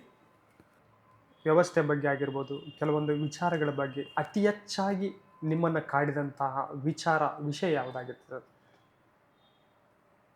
ನೋಡಿ, ನಾನು ವಿದ್ಯಾರ್ಥಿ ಚಳವಳಿಯಲ್ಲಿ ಇದ್ದಾಗ ನನಗೆ ಭಾಳ ಸುತ್ತಾಟ ಮಾಡಿ ಕರ್ನಾಟಕ ರಾಜ್ಯದ ಎಲ್ಲ ಜಿಲ್ಲೆಗಳಲ್ಲಿ, ಎಲ್ಲ ತಾಲೂಕಿಗೆ ಬಹುಶಃ ಸುತ್ತಾಡಿದ್ದೀನಿ. ನನಗೆ ಹೋದಾಗ ನಾನು ಅನೇಕ ಸಲ SC ST OBC ವಿದ್ಯಾರ್ಥಿಗಳಿರುವಂಥ ಹಾಸ್ಟೆಲ್ಗಳಲ್ಲೇ ನಾನು ಉಳಿತಾ ಇದ್ದೆ. ಆದರೆ ಆ ಹಾಸ್ಟೆಲ್ಗಳು ಭಾಳ ಹೀನಾಯ ಸ್ಥಿತಿಯಲ್ಲಿ ಇವತ್ತು ನಮ್ಮ ದೇಶದಲ್ಲಿ ಅಥವಾ ನಮ್ಮ ರಾಜ್ಯದಲ್ಲಿ ಇದೆ. ಭಾಳ ಹೀನಾಯ ಸ್ಥಿತಿ. ಅದರಲ್ಲೂ ನಮ್ಮ ಉತ್ತರ ಕರ್ನಾಟಕದ ಮತ್ತು ಮಧ್ಯ ಕರ್ನಾಟಕದ ಹಾಸ್ಟೆಲ್ಗಳಂತೂ ಇನ್ನೂ ಭಾಳ ಕೆಟ್ಟ ವ್ಯವಸ್ಥೆಯಲ್ಲಿದೆ. ನನಗೆ ಎಷ್ಟು ಬೇಜಾರಾಗುತ್ತಂತಂದರೆ, ಜೈಲುಗಳಲ್ಲಿರುವಂತಹ ಖೈದಿಗಳಿಗೆ ತೂಕ ಮಾಡಿ ನಾವು ಗುಣಮಟ್ಟದ ಆಹಾರವನ್ನು ಕೊಡುವಂಥ ವ್ಯವಸ್ಥೆಯನ್ನು ಕಟ್ಕೊಂಡಿದ್ದೀವಿ. ಈ ಹಾಸ್ಟೆಲ್ಗಳಲ್ಲಿರುವಂಥ SC ST OBC ಬಡವ್ರ ಮಕ್ಕಳು, ನಾನು ಡಾಕ್ಟರ್ ಆಗಬೇಕು, ಇಂಜಿನಿಯರ್ ಆಗಬೇಕು, ಪೊಲೀಸ್ ಆಗಬೇಕು, ಲಾಯರ್ ಆಗಬೇಕು, ಸೈಂಟಿಸ್ಟ್ ಆಗಬೇಕು, ಅದಕ್ಕಾಗಿ ನಾನು ಒಂದಿಷ್ಟು ಶಿಕ್ಷಣ ಪಡ್ಕೊಳ್ಬೇಕು, ನನಗೆ ಊಟ ಕೊಡಿ ಅಂತಂದೇಳಿ ಈ ಹಾಸ್ಟೆಲ್ಗಳಲ್ಲಿದ್ದಾರೆ. ಇವರಿಗೆ ಗುಣಮಟ್ಟದ ಶಿಕ್ಷಣವನ್ನು ಕೊಡೋದ್ರ ಹಾಳಾಗಲಿ, ಗುಣಮಟ್ಟದ ಊಟವನ್ನು ಕೂಡ ಇವತ್ತು ಕೊಡೋದಕ್ಕೆ ಆಗ್ತಾ ಇದೆಯಾ ಅಂದರೆ ಭಾಳ ಕಷ್ಟ. ಜೈಲಲ್ಲಿರೋ ಖೈದಿಗಳಿಗೆ ದಿನಕ್ಕೆ 500-600 ರೂಪಾಯಿ ಊಟಕ್ಕಾಗಿ ಖರ್ಚು ಮಾಡ್ತೀವಿ. ಈ ಮಕ್ಕಳಿಗೆ 100 ರೂಪಾಯಿನೂ ಖರ್ಚು ಮಾಡೋದಕ್ಕೆ ಆಗದೇ ಇರುವಂಥ ಒಂದು ವ್ಯವಸ್ಥೆಯನ್ನು ನಾವು ಇಟ್ಕೊಂಡಿದ್ದೀವಿ. ಅಂದರೆ ಯಾರು ಪರವಾಗಿದ್ದೀವಿ ಅನ್ನೋದು ನನಗೆ ಭಾಳ ನೋವು ತಂದಿರುವಂಥ ವಿಚಾರ ಇದು. ಹಾಗಾಗಿ ಹಾಸ್ಟೆಲ್ ವಿದ್ಯಾರ್ಥಿಗಳಿಗೆ ಗುಣಮಟ್ಟದ ಮತ್ತು ಅವ್ರಿಗೆ ಅಗತ್ಯವಾಗಿರುವಂಥ ಪೌಷ್ಟಿಕಾಂಶ ಇರುವಂತಹ ಊಟವನ್ನು ಕೊಡಬೇಕನ್ನುವಂಥದ್ದು ನನ್ನ ಅವತ್ತಿನ ಒತ್ತಾಯ ಹೌದು, ಇವತ್ತಿನ ಒತ್ತಾಯ ಹೌದು. ಇವತ್ತಿಗೂ ಕೂಡ ನಮ್ಮ ಸರ್ಕಾರದ, ನಮ್ಮ ಮುಖ್ಯಮಂತ್ರಿಗಳಿಗೆ ಮತ್ತು ನಮ್ಮ ಸಚಿವರಿಗೆ ನಾನು ಒತ್ತಾಯ ಇದನ್ನೇ ಮಾಡ್ತಾ ಇದ್ದೀನಿ. ಹಾಸ್ಟೆಲ್ಗಳನ್ನು ಬಲಪಡಿಸಬೇಕು, ಹಾಸ್ಟೆಲ್ಗಳಿಗೆ ನಾವು ಹೆಚ್ಚು ಸೌಲಭ್ಯಗಳನ್ನು ಕೊಡಬೇಕು, ಆ ವಿದ್ಯಾರ್ಥಿಗಳಿಗೆ ಒಂದು ಶಕ್ತಿಯನ್ನು ತುಂಬಬೇಕು ಅನ್ನೋದು ನನ್ನ ವಿನಂತಿ ಇದೆ. ನೀವು ಹೋರಾಟದ ಹಾದಿಯಿಂದ ಸರ್ ಒಂದು SFI ಸಂಘಟನೆಯ ಹೋರಾಟದಿಂದ ರಾಜಕೀಯ ಒಂದು ದಾರಿಗೆ ಸಾಗ್ತೀರಾ? ಯಾವತ್ತಾದರೂ ಅನಿಸುತ್ತಾ ಸರ್ ರಾಜಕಾರಣ ಮಾಡಬೇಕು ಅನ್ನುವಂಥದ್ದು? ಅದಕ್ಕಿಂತ ಮುಂಚಿತವಾಗಿ ಸರ್, ಹೋರಾಟವನ್ನು ಮಾಡುವಂತಹ ವಿದ್ಯಾರ್ಥಿ ಆಗಿರ್ಬೋದು, ಶಿಕ್ಷಣ ಪ್ರೇಮಿ ಆಗಿರ್ಬೋದು, ಕಾಲೇಜಿನ ದಿನಗಳಲ್ಲಿ ರಾಜಕೀಯ ನಾಯಕರಿಗೆ ಪ್ರಶ್ನೆಯನ್ನು ಮಾಡಿದರೆ ವಿದ್ಯಾರ್ಥಿ ಇವರು ರಾಜಕೀಯವನ್ನು ಮಾಡ್ತಾರೆ ಅನ್ನುವಂಥ ಒಂದು ಪ್ರಶ್ನೆ ಬರುತ್ತೆ ಸರ್. ಇದು ಎಷ್ಟರ ಮಟ್ಟಿಗೆ ಸರ್ ವಿದ್ಯಾರ್ಥಿ ರಾಜಕಾರಣಿಗಳನ್ನು ಪ್ರಶ್ನೆ ಮಾಡಲೇಬಾರ್ದು, ಅಥವಾ ಪ್ರಶ್ನೆ ಮಾಡಿದರೆ ಇವನು ರಾಜಕಾರಣ ಮಾಡ್ತಾನೆ ಅಂತೇಳಿ ಹೇಳುವಂಥದ್ದು ಸರಿಯಾ? ಯಾವ ರೀತಿಯಾಗಿದೆ ಸರ್? ಇಂಗ್ಲೀಷಲ್ಲಿ ಒಂದು ಮಾತಿದೆ, when politics determine your future we must determine our politics. ರಾಜಕಾರಣವೇ ಇವತ್ತು ನಮ್ಮ ಭವಿಷ್ಯವನ್ನು ನಿರ್ಧಾರ ಮಾಡ್ತಾ ಇರೋ ಸಂದರ್ಭದಲ್ಲಿ ನಮ್ಮ ಭವಿಷ್ಯದ ರಾಜಕಾರಣ ಏನಾಗಿರ್ಬೇಕಂತೇಳಿ ನಾವೇ ನಿರ್ಧಾರ ಮಾಡಬೇಕು ಅಂತ ಮಾತು. ಶಿಕ್ಷಣ ಬೇಕು ಅನ್ನೋದು, ಶಿಕ್ಷಣ ಬೇಡ ಅನ್ನುವಂಥದ್ದು ಎರಡೂ ರಾಜಕೀಯವೇ. ಹೋರಾಟ ಮಾಡಬೇಕು ಅಂತಂದು ಹೇಳೋದು ಒಂದು ರಾಜಕೀಯನೇ, ಹೋರಾಟ ಬೇಡ ಅಂತಂದು ಹೇಳೋದು ಇನ್ನೊಂದು ರಾಜಕೀಯನೇ. ಹಾಗಾಗಿ ರಾಜಕೀಯವನ್ನು ಹೊರತುಪಡಿಸಿ ಯಾವುದಿಲ್ಲ. ಡೆಮೋಕ್ರಸಿಯಲ್ಲಿ ನಮಗೆ ಮಾತು ಅಥವಾ ಅಭಿಪ್ರಾಯ ಮತ್ತು ಭಿನ್ನಾಭಿಪ್ರಾಯ ಎರಡೂ ಭಾಳ ಮುಖ್ಯ. ಬರೀ ಅಭಿಪ್ರಾಯ ಇದ್ದರೆ ಅಷ್ಟೇ ಸಾಲದು, ಭಿನ್ನಾಭಿಪ್ರಾಯಗಳು ಮುಖ್ಯ. ಡೆಮೋಕ್ರಸಿಯಲ್ಲಿ ಆಡಳಿತ ಪಕ್ಷಕ್ಕೆ ಎಷ್ಟು ಶಕ್ತಿ ಇದೆಯೋ ವಿರೋಧ ಪಕ್ಷಕ್ಕೂ ಕೂಡ ಅಷ್ಟೇ ಶಕ್ತಿ ಮತ್ತು ಅಷ್ಟೇ ಗೌರವ ಇದೆ. ಅದನ್ನೇ ಡಾಕ್ಟರ್ ಬಾಬಾ ಸಾಹೇಬ್ ಅಂಬೇಡ್ಕರ್ ಅವರು ಇದನ್ನು ಸಂಸದೀಯ ವ್ಯವಸ್ಥೆಯಲ್ಲಿ ಕಟ್ಟಿಕೊಟ್ಟಿರೋದು. ಮನುಷ್ಯ ಮಾತಾಡಬೇಕು, ಸಂಘಟಿತರಾಗಬೇಕು, ಧ್ವನಿ ಎತ್ತಬೇಕು, ಹಕ್ಕುಗಳನ್ನು ಕೇಳಬೇಕು, ಸೇಮ್ ಟೈಮ್ ಆತನ ಕರ್ತವ್ಯಗಳನ್ನು ಕೂಡ ನಿರ್ವಹಿಸಬೇಕು. ಹಾಗಾಗಿ ಈಗ ಹಕ್ಕುಗಳನ್ನು ಕೇಳುವಂಥವ್ರು ಹಕ್ಕುಗಳನ್ನು ಕೇಳಬೇಕು, ಕರ್ತವ್ಯವನ್ನು ನಿರ್ವಹಿಸೋರು ಕರ್ತವ್ಯವನ್ನು ನಿರ್ವಹಿಸಬೇಕಂತಂದರೆ ವಿದ್ಯಾರ್ಥಿಗಳು ತಮ್ಮ ಹಕ್ಕುಗಳನ್ನು ಕೇಳಬೇಕು ಮತ್ತು ತಮ್ಮ ಕರ್ತವ್ಯಗಳನ್ನು ನಿರ್ವಹಿಸಬೇಕು. ಹಾಗಂತ ತಕ್ಷಣ ಅದು ಪಕ್ಷದ ರಾಜಕಾರಣ ಅಂತಂದಿಲ್ಲ.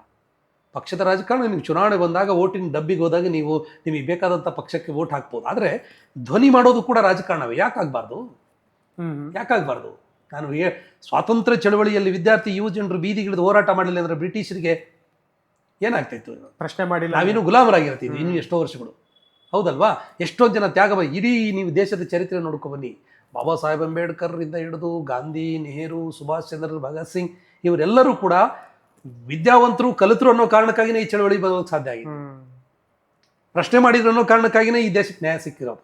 ಅವರು ಪ್ರಶ್ನೆ ಮಾಡಲಿಲ್ಲ, ಮಾತನಾಡಲಿಲ್ಲ ಅಂತಂದರೆ ನ್ಯಾಯ ಎಲ್ಲಿ ಸಿಗ್ತಾ ಇತ್ತು? ಹಾಗಾಗಿ ಪ್ರಶ್ನೆ ಮಾಡುವಂಥದ್ದು ಯಾರಿಂದನೂ ನಾವು ಭಿಕ್ಷೆಯಿಂದ ತಗೊಂಡ್ರ ಶಬ್ದ ಅಲ್ಲ. ಅದು ಭಾರತ ದೇಶದ ಸಂವಿಧಾನದೊಳಗಡೆ ಬಾಬಾ ಸಾಹೇಬ್ ಅಂಬೇಡ್ಕರ್ ಅವರು ನಮಗೆಲ್ಲರಿಗೂ ಕೊಟ್ಟಿರುವಂಥ ಆಯುಧ. ಅದನ್ನು ಚೆನ್ನಾಗಿ ಯೂಸ್ ಮಾಡಬೇಕು. ಅದನ್ನು ಬಳಸುವಾಗ ಎಚ್ಚರಿಕೆ ಇರಬೇಕಷ್ಟೆ. ಹಾಗಾಗಿ ನೀವು ರಾಜಕೀಯ ಮಾಡ್ತೀರಿ, ರಾಜಕೀಯ ಮಾಡಲ್ಲ ಅನ್ನೋದು ಮುಖ್ಯ ಅಲ್ಲ. ಪ್ರತಿ ಅಭಿವೃದ್ಧಿಯ ದೃಷ್ಟಿಯಿಂದ ಅವರು ರಾಜಕೀಯ ಅಂದ್ಕೊಂಡ್ರೂ ಪರವಾಗಿಲ್ಲ, ವಿದ್ಯಾರ್ಥಿ ಯುವ ಜನರು ಪ್ರಶ್ನೆ ಮಾಡುವಂಥದ್ದನ್ನು ಬಿಡಬಾರ್ದು, ಪ್ರಶ್ನೆ ಮಾಡಬೇಕು. ಇನ್ನು ಸರ್, ಹೋರಾಟದ ಹಾದಿಯಿಂದ ಬಂದಂಥವ್ರು ನೀವು ಒಬ್ಬ ರಾಜಕೀಯನಾಗಿ ಪರಿವರ್ತನೆ ಆಗ್ತೀರಾ. ಒಬ್ಬ ರಾಜಕೀಯ ನಾಯಕರ ಆದ ನಂತರ ಆ ಒಂದು ಹೋರಾಟದ ಮನೋಭಾವ, ಆ ಹೋರಾಟದ ವ್ಯಕ್ತಿತ್ವ ಒಬ್ಬ ರಾಜಕಾರಣಿಗೆ ಹಾಗೆ ಇರುತ್ತಾ, ಅಥವಾ ರಾಜಕಾರಣಿಯಾಗಿ ಬದಲಾವಣೆ ಆಗ್ತಾರಾ, ಹೇಗೆ ಅಂತ ಸರ್? ಇಲ್ಲ, ನನಗೆ ಚಳುವಳಿ ಮತ್ತು ಪಕ್ಷ ರಾಜಕಾರಣ ಏನು ಭಾಳ ದೊಡ್ಡ ಪ್ರಮಾಣದಲ್ಲಿ ವ್ಯತ್ಯಾಸ ಇದೆ ಅಂತಂದೇಳಿ ಏನೂ ಅನಿಸಿಲ್ಲ. ನಾನು ವಿದ್ಯಾರ್ಥಿ ಚಳುವಳಿಯಿಂದ ಬಂದವನು. ಈಗ ಕಾಂಗ್ರೆಸ್ ಪಕ್ಷದಲ್ಲಿ ಸಕ್ರಿಯನಾಗಿ ಕಾನೂನು ಘಟಕದಲ್ಲಿ ರಾಜ್ಯದ ಅಧ್ಯಕ್ಷನಾಗಿ ಕೆಲಸ ಮಾಡ್ತಾಯಿದ್ದೀನಿ. ನನಗೆ ಪಕ್ಷ ಕೊಟ್ಟಿರುವಂಥ ವಿವಿಧ ಜವಾಬ್ದಾರಿಗಳನ್ನು ಮಾಡ್ತಾಯಿದ್ದೀನಿ. ಜಿಲ್ಲೆ, ರಾಜ್ಯ ಸುತ್ತಾಡುವಂಥ ಕೆಲಸಗಳನ್ನು ಮಾಡ್ತಾಯಿದ್ದೀನಿ. ನನಗೆ ಆತ್ಮತೃಪ್ತಿ ಇದೆ. ವಿದ್ಯಾರ್ಥಿ ಚಳವಳಿಯಲ್ಲಿ ಏನು ಆಶಯ ಇತ್ತು, ಸ್ವಾತಂತ್ರ್ಯ, ಸಮಾನತೆ, ಸಂವಿಧಾನ, ಸಾಮಾಜಿಕ ನ್ಯಾಯ, ಅಭಿವೃದ್ಧಿ, ಪ್ರಗತಿ, ಈ ಅಂಶಗಳನ್ನೇ ಇವತ್ತು ಕಾಂಗ್ರೆಸ್ ಪಕ್ಷದ ಕಾನೂನು ವಿಭಾಗದಲ್ಲಿ ನಾನು ಅದಕ್ಕೆ ಪೂರಕವಾಗಿ ಕೆಲಸ ಮಾಡ್ತಾಯಿದ್ದೀನಿ. ಬಟ್ ಇಲ್ಲಿ ವಿದ್ಯಾರ್ಥಿ ಚಳವಳಿಯಲ್ಲಿ ಏನಿರುತ್ತಂತಂದರೆ ಆ ವಯಸ್ಸು ಮತ್ತು ಆ ಹುಮ್ಮಸ್ಸು ಬೇರೆನೇ ಆಗಿರುತ್ತೆ. ಇಲ್ಲಿ ಈ ವಯಸ್ಸು ಮತ್ತು ಈ ಹುಮ್ಮಸ್ಸು ಇದು ಬೇರೆನೇ ಆಗಿರುತ್ತೆ. ಅದಕ್ಕಾಗಿ ಸಣ್ಣ ಪ್ರಮಾಣದ ವ್ಯತ್ಯಾಸ ಬಿಟ್ಟರೆ ಆಶಯ ಮಾತ್ರ ಒಂದೇ ಇದೆ. ಖಂಡಿತವಾಗಲೂ ಜನಸೇವೆಗೆ ಪಕ್ಷ ರಾಜಕಾರಣವನ್ನು, ಪಕ್ಷದ ಚಟುವಟಿಕೆಗಳನ್ನು ಸಂಪೂರ್ಣವಾಗಿ ಬಳಸ್ಕೊಂಡು ಕೆಲಸ ಮಾಡುವಂಥ ಪ್ರಯತ್ನದಲ್ಲಿ ಇದ್ದೇನೆ. ರಾಜಕಾರಣದಲ್ಲಿ ಹೋರಾಟ ರೀತಿಯಾಗಿ ಪ್ರಶ್ನೆಗಳನ್ನು ಕೇಳುವಂತಹ ಒಂದು ಅಧಿಕಾರ ಆಗಲಿ, ಆ ರೀತಿಯಾದಂಥ ಒಂದು ಸ್ವಾತಂತ್ರ್ಯ ಇರುತ್ತೆ ಸರ್ ಒಬ್ಬ ರಾಜಕಾರಣಿಯಾಗಿ ಹೇಳೋದಾದರೆ? ಖಂಡಿತ ರಾಜಕಾರಣಿಯಾಗಿ ಪ್ರಶ್ನಿಸುವಂತಹ ಅವಕಾಶ ಮತ್ತು ಅಧಿಕಾರ ಎಲ್ಲ ಹಂತದಲ್ಲಿ ಎಲ್ಲರಿಗೂ ಇರ್ತದೆ. ಕೆಲವರು ಅದನ್ನು ಎಕ್ಸ್ಪ್ರೆಸ್ ಮಾಡಲ್ಲ, ಕೆಲವರು ಎಕ್ಸ್ಪ್ರೆಸ್ ಮಾಡ್ತಾರೆ. ಆದರೆ ಒಂದೇನಂದರೆ, ಪ್ರಶ್ನಿಸುವ ಹಕ್ಕು ಇದೆ ಅಂತಂದೇಳಿ ಒಂದು ಪಕ್ಷದ ಸಂಘಟನಾ ಶಿಸ್ತಿದೆಯಲ್ಲ, ಆ ಶಿಸ್ತನ್ನು ಅರ್ಥ ಮಾಡ್ಕೊಂಡು ನಾವು ಪ್ರಶ್ನೆ ಮಾಡಬೇಕಾಗ್ತದೆ. ಸುಮ್ಮನೆ ಯಾರೋ ನಮ್ಗಾಗದೇ ಇರೋರು ಲೀಡರ್ಗಳು ಅಂದರೆ ಅವ್ರನ್ನ ಹೀನಾಮನೆ ಬಗ್ಗೆ ಬೈದ್ಬಿಡೋದು, ಟೀಕೆ ಮಾಡಿಬಿಡೋದು, ಅವಹೇಳನ ಮಾಡಿಬಿಡೋದು, ಅಪಹಾಸ್ಯ ಮಾಡಿಬಿಡೋದು, ವ್ಯಂಗ್ಯ ಮಾಡಿಬಿಡೋದು, ಇದು ಪ್ರಶ್ನಿಸುವ ಹಕ್ಕಿನ ಭಾಗವಾಗಿ ಬರೋದಿಲ್ಲ. ಪ್ರಶ್ನಿಸುವ ಹಕ್ಕು ಕೂಡ ಪಕ್ಷದಲ್ಲಿ ಅದರದ್ದೇ ಆದಂಥ ಒಂದು ಕಮಿಟಿ, ಅದರದ್ದೇ ಆದಂಥ ಒಂದು ವೇದಿಕೆ, ಅದಕ್ಕೆ ಆದಂಥ ಅವಕಾಶ ಇದೆ. ಆ ಅವಕಾಶಗಳನ್ನು ಬಳಸ್ಕೊಂಡು ಅದನ್ನು ಮಾಡಬೇಕು ಹೊರತಾಗಿ ವ್ಯಂಗ್ಯ, ಅಪಮಾನ, ಅವಹೇಳನ, ತೇಜೋವಧೆ ಮಾಡುವಂಥದ್ದು ಅದು ಸರಿಯಾದಂಥದ್ದಲ್ಲ ಅಂತ ನಾನು ಭಾವಿಸ್ಕೊಂಡಿದ್ದೀನಿ.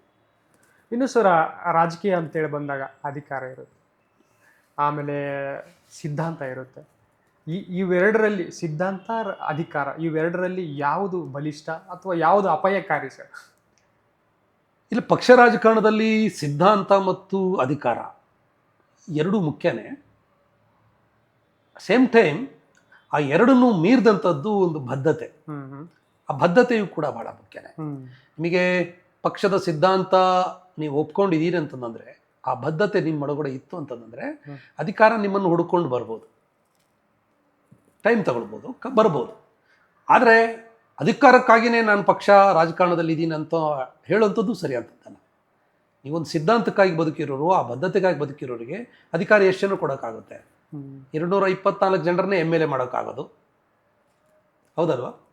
ಕರ್ನಾಟಕದಲ್ಲಿ ಎಷ್ಟು ಪಾರ್ಲಿಮೆಂಟ್ ಸೀಟ್ಗಳಿದ್ದಾವೆ ಅಷ್ಟೇ ಕ್ಷೇತ್ರಕ್ಕೆ MP ಗಳನ್ನು ಕಳಿಸೋದಕ್ಕೆ ಸಾಧ್ಯ ಇರೋದು. ಅಂದರೆ ಅವಕಾಶಗಳು ಲಿಮಿಟೆಡ್ ಇದ್ದಾಗ ನನಗಾದೊಂದು ಅವಕಾಶ ಸಿಗಲಿಲ್ಲ ಅನ್ನೋ ಕಾರಣಕ್ಕಾಗಿಯೇ ಆ ಸಿದ್ಧಾಂತಕ್ಕೆ ವಿರುದ್ಧವಾಗಿ, ಆ ಚಳವಳಿಗೆ ವಿರುದ್ಧವಾಗಿ ಅಥವಾ ಪಕ್ಷಕ್ಕೆ ವಿರುದ್ಧವಾಗಿ ನಡ್ಕೊಳ್ಳೋದಿದೆಯಲ್ಲ, ಅದು ಅಷ್ಟು ಸರಿಯಾದಂಥದ್ದಲ್ಲ. ಒಂದು ಸೈದ್ಧಾಂತಿಕ ಬದ್ಧತೆಗಾಗಿ, ಸೈದ್ಧಾಂತಿಕ ಆಶಯದ ಈಡೇರಿಕೆಗಾಗಿ ಕೆಲಸ ಮಾಡುವಂಥದ್ದು ನಿಜವಾದಂಥ ಪಕ್ಷದ ಕಾರ್ಯಕರ್ತರ ಕರ್ತವ್ಯ ಅಂತ, ಜವಾಬ್ದಾರಿ ಅಂತ ನಾನು ಭಾವಿಸಿದ್ದೀನಿ. ಇನ್ನು ಸರ್, ರಾಜಕಾರಣ ಅಂತೇಳಿ ಬಂದಾಗ ಒಬ್ಬ ನಾಯಕನ ಒಂದು ರೂಪದಲ್ಲಿ ನೋಡಿರ್ತಾರೆ. ಸಾಮಾನ್ಯ ಜನರಾಗಿರ್ಬೋದು, ನಿಮ್ಮ ಸಂಘಟನೆಕಾರರಾಗಿರ್ಬೋದು, ವಿದ್ಯಾರ್ಥಿಗಳು, ಹೋರಾಟದ ಸ್ನೇಹಿತರು ಎಲ್ಲರೂ ನೋಡಿದಾಗ ಈಗ ರಾಜಕೀಯವಾಗಿ ಸಕ್ರಿಯರಾಗಿದ್ದಾರೆ ಅನ್ನುವಂಥ ಒಂದು ಭಾವನೆ ಸಾಮಾನ್ಯವಾಗಿ ಬಂದಿರುತ್ತೆ. ಅದು ಇದೇ ಕೂಡ. ಹಾಗಿದ್ದಾಗ ಸಾಮಾನ್ಯವಾಗಿ ಒಂದು ಪ್ರಶ್ನೆ ಮೂಡುತ್ತೆ, ಅನಂತ್ ನಾಯಕ್ ಸರ್ ರಾಜಕೀಯಕ್ಕೆ ಬಂದ್ಬಿಟ್ರು, ಇನ್ನು ಬದಲಾಗಿಬಿಡ್ತಾರೆ ಅವರು, ಸೈದ್ಧಾಂತಿಕವಾಗಿ ಅಥವಾ ರಾಜಕೀಯವಾಗಿ ತಮ್ಮದೇ ಆದಂಥ ನಿಲುವುಗಳನ್ನು ಪಡ್ಕೊತಾರೆ ಅನ್ನುವಂಥ ಪ್ರಶ್ನೆಗಳು ಸಾಮಾನ್ಯವಾಗಿರುತ್ತೆ.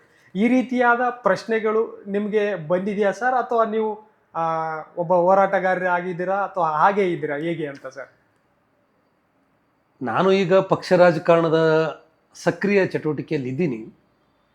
ಸೇಮ್ ಟೈಮ್ ನನ್ನೊಳಗಡೆ ಒಬ್ಬ ಹೋರಾಟಗಾರ, ವಿದ್ಯಾರ್ಥಿ ನಾಯಕ ಈಗಲೂ ಕೂಡ ಆ್ಯಕ್ಟಿವ್ ಆಗಿ ಇದ್ದಾನೆ. ಇಂದಿನ ಏನು ನನ್ನ ಪ್ರೈಮರಿ ಡೇಸಿಂದ ಇದ್ದಂಥ ನನ್ನ ಸ್ನೇಹ ಬಳಗ, ಬಂಧು ಬಾಂಧವರು ಎಲ್ಲರೂ ಕೂಡ ನನ್ನ ಜೊತೆಗೆ ಅದೇ ಆಶಯ ವಿಶ್ವಾಸದಿಂದ ಇದ್ದಾರೆ. ಇನ್ನು ಕೆಲವರಿಗೆ ಸ್ವಲ್ಪ ಏನಪ್ಪ ಇವರು ಪಕ್ಷ ಸೇರ್ಕೊಬಿಟ್ಟಿದ್ದಾರೆ ಅಂತಂದು ಹೇಳಿ ಕೆಲವರು ಸ್ವಲ್ಪ ಹಿಂಜರಿಕೆಯಿಂದ ನನ್ನ ಜೊತೆಗೆ ಇದ್ದಾರೆ, ಇವರು ಬ್ಯುಸಿ ಇರ್ತಾರೆ, ಮಾತಾಡಬೇಕು ಬಿಡುವ ಸಿಗ್ತಾರೋ ಇಲ್ಲೋ, ಈ ರೀತಿ ಒಂದು ಸ್ವಲ್ಪ ಇದೆ.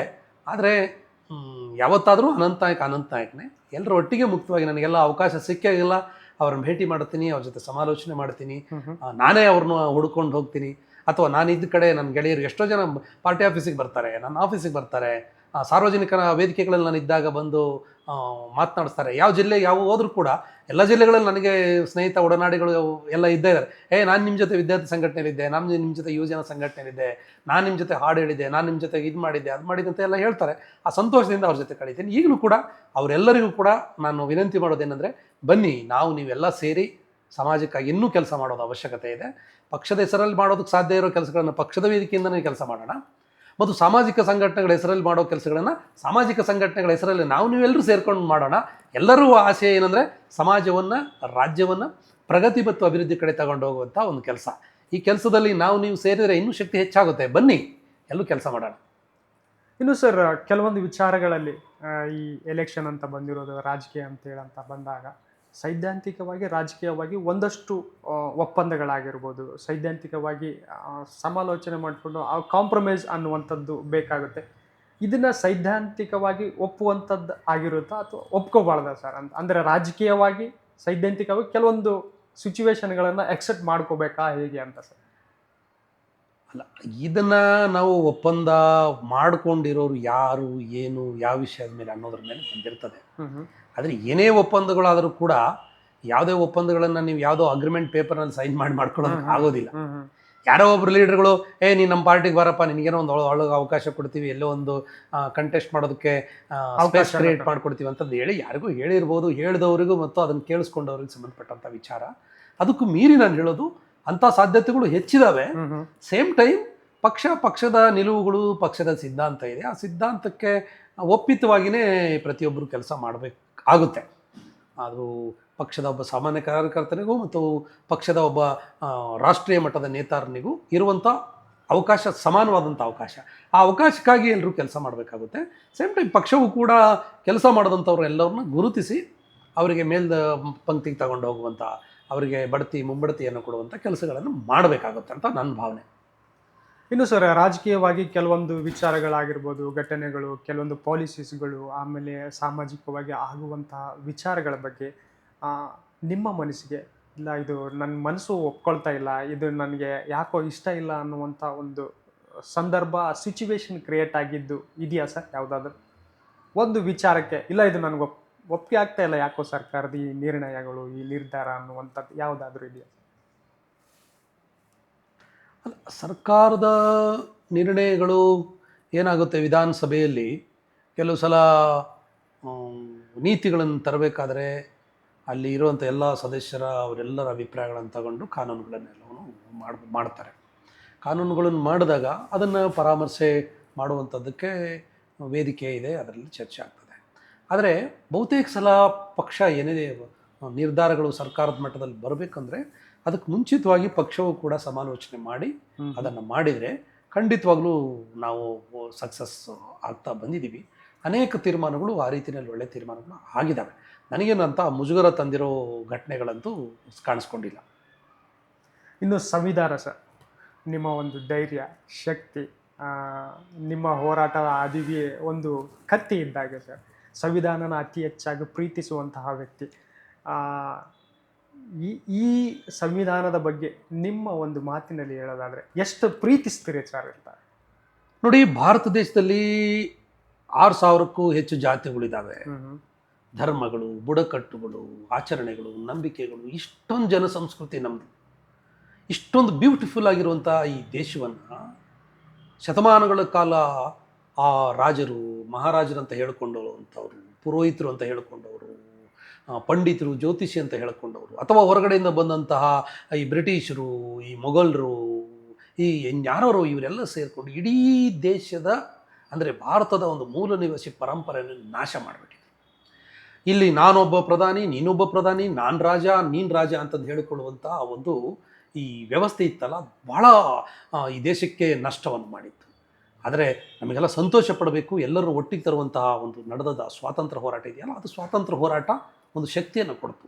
ಈ ಸ್ವಾತಂತ್ರ್ಯದ ನಂತರದಲ್ಲಿ ಭಾರತಕ್ಕೆ ಡಾಕ್ಟರ್ ಬಾಬಾ ಸಾಹೇಬ್ ಅಂಬೇಡ್ಕರ್ ಅವರು ಕೊಟ್ಟಂಥ ಒಂದು ಸಂವಿಧಾನ ಇದೆಯಲ್ಲ, ಆ ಸಂವಿಧಾನ ಸಂಪೂರ್ಣವಾಗಿ ಭಾರತೀಯರಿಗೆ ಒಂದು ಘನತೆಯನ್ನು ತಂದುಕೊಡ್ತು, ಒಂದು ಅವಕಾಶವನ್ನು ತಂದುಕೊಡ್ತು. ಇಲ್ಲಿ ಏನು ಮನೆಗೊಬ್ಬರ ರಾಜ ಅಂತಂದೇಳಿ ಮೆರಿತಾ ಇದ್ರು, ಅವ್ರನ್ನೆಲ್ಲರನ್ನೂ ಕೂಡ ಒಳಗೊಳಿಸಿ ಈ ದೇಶಕ್ಕೆ ಒಂದು ಪ್ರಜಾಪ್ರಭುತ್ವ ವ್ಯವಸ್ಥೆ, ಸಂಸದೀಯ ವ್ಯವಸ್ಥೆ, ಚುನಾವಣಾ ವ್ಯವಸ್ಥೆ ಅದನ್ನೆಲ್ಲ ತಂದುಕೊಟ್ರು. ನನಗೂ ನಿಮಗೂ ಯಾರಿಗೂ ಕೂಡ ಮತದಾನದ ಹಕ್ಕುಗಳಿರಲಿಲ್ಲ. ಆ ಎಲ್ಲ ಮತದಾನದ ಹಕ್ಕುಗಳನ್ನು ಕೊಡೋದ್ರ ಮುಖಾಂತರ ಎಲ್ಲರೂ ಸಮಾನರು ಅನ್ನುವಂಥ ಒಂದು ಅವಕಾಶವನ್ನು ತಂದುಕೊಡ್ತು.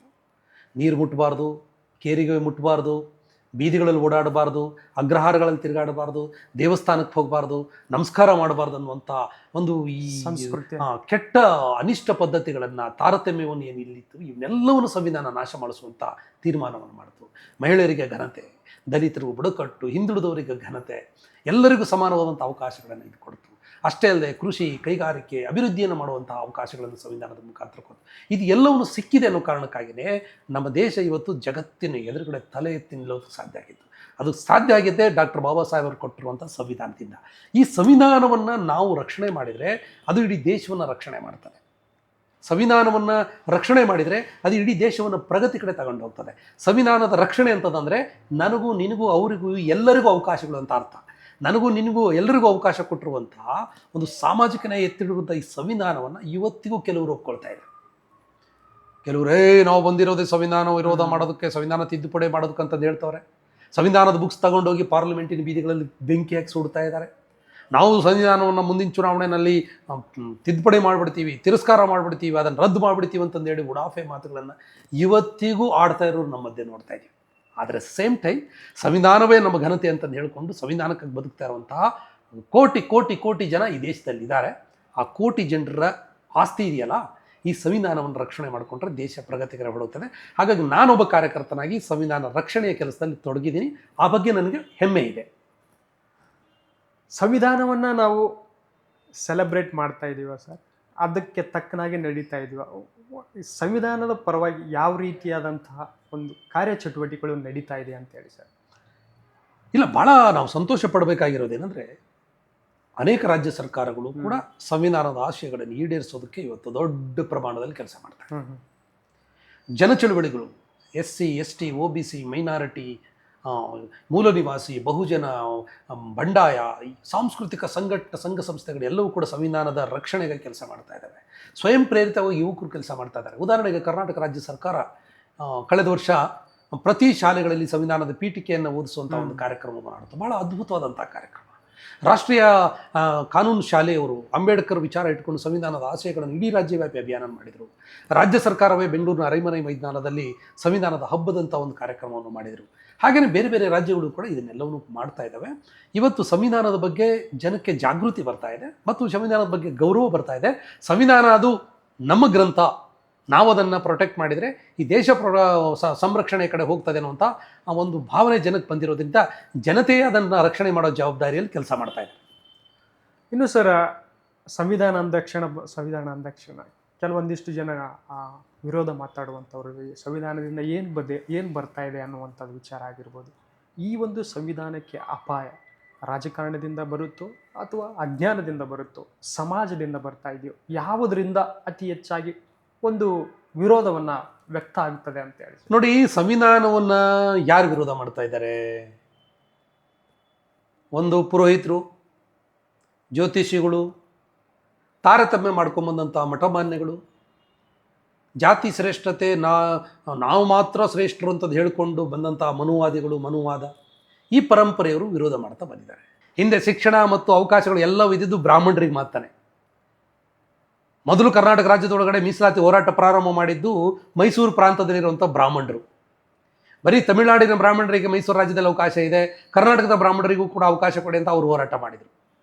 ಇದನ್ನು ಅರ್ಥ ಮಾಡಿಕೊಂಡು ನಾಲ್ವಡಿ ಕೃಷ್ಣರಾಜ ಒಡೆಯರವರು ಹೌದು ಕನ್ನಡಿಗರಿಗೆ ನಾನು ಅವಕಾಶ ಕೊಡಬೇಕಂತಂದು ಹೇಳಿ ಆ ನಂತರದಲ್ಲಿ ಮಿಲ್ಲರ್ ಕಮಿಷನನ್ನು ನೇಮಕ ಮಾಡಿ ಬರೀ ಬ್ರಾಹ್ಮಣರಿಗಷ್ಟೇ ಅಲ್ಲ, ಇಲ್ಲಿರುವಂಥ ತಳ ಸಮುದಾಯಗಳಿಗೆ, ಮೂಲ ನಿವಾಸಿಗಳಿಗೆ ಶಿಕ್ಷಣ ಉದ್ಯೋಗದ ಅವಕಾಶಗಳನ್ನು ಕೊಡ್ತಾ ಬಂದಿದ್ದರ ಭಾಗವಾಗಿಯೇ ಕಾನೂನುಗಳು ಎಮರ್ಜ್ ಆಗ್ಕೊಂತ ಹೋಗಿದ್ದು ಮತ್ತು ಅವರು ನೌಕರಿ ಪಡ್ಕೊಳ್ಳೋದಕ್ಕೆ ಸಾಧ್ಯ ಆಗಿತ್ತು. ಆದರೆ ಇವತ್ತು ಇದನ್ನೆಲ್ಲವರು ಮರೆತುಬಿಟ್ಟು ಅವರು ಇದನ್ನು ಮೀಸಲಾತಿಯನ್ನು, ಸಾಮಾಜಿಕ ನ್ಯಾಯವನ್ನು, ಸಂವಿಧಾನವನ್ನು ವಿರೋಧ ಮಾಡುವಂಥ ಕೆಟ್ಟ ಚಾಳಿಯನ್ನು ರೂಪಿಸ್ಕೊಳ್ತಾ ಇದ್ದಾರೆ. ಅದು ಅವರ ಜಾತಿವಾದಿ ಮನಸ್ಸು ಅಷ್ಟೇ. ಸಂವಿಧಾನವನ್ನು ಮತ್ತೆ ಯಾರು ವಿರೋಧ ಮಾಡ್ತಾರೆ? ಪೇಜಾವರದ ಸ್ವಾಮಿ. ಪೇಜಾವರದ ಮಠದೊಳಗಡೆ ಇವತ್ತಿಗೂ ಕೂಡ 2 ಪಂಕ್ತಿಯ ಊಟ ನಡೀತದೆ.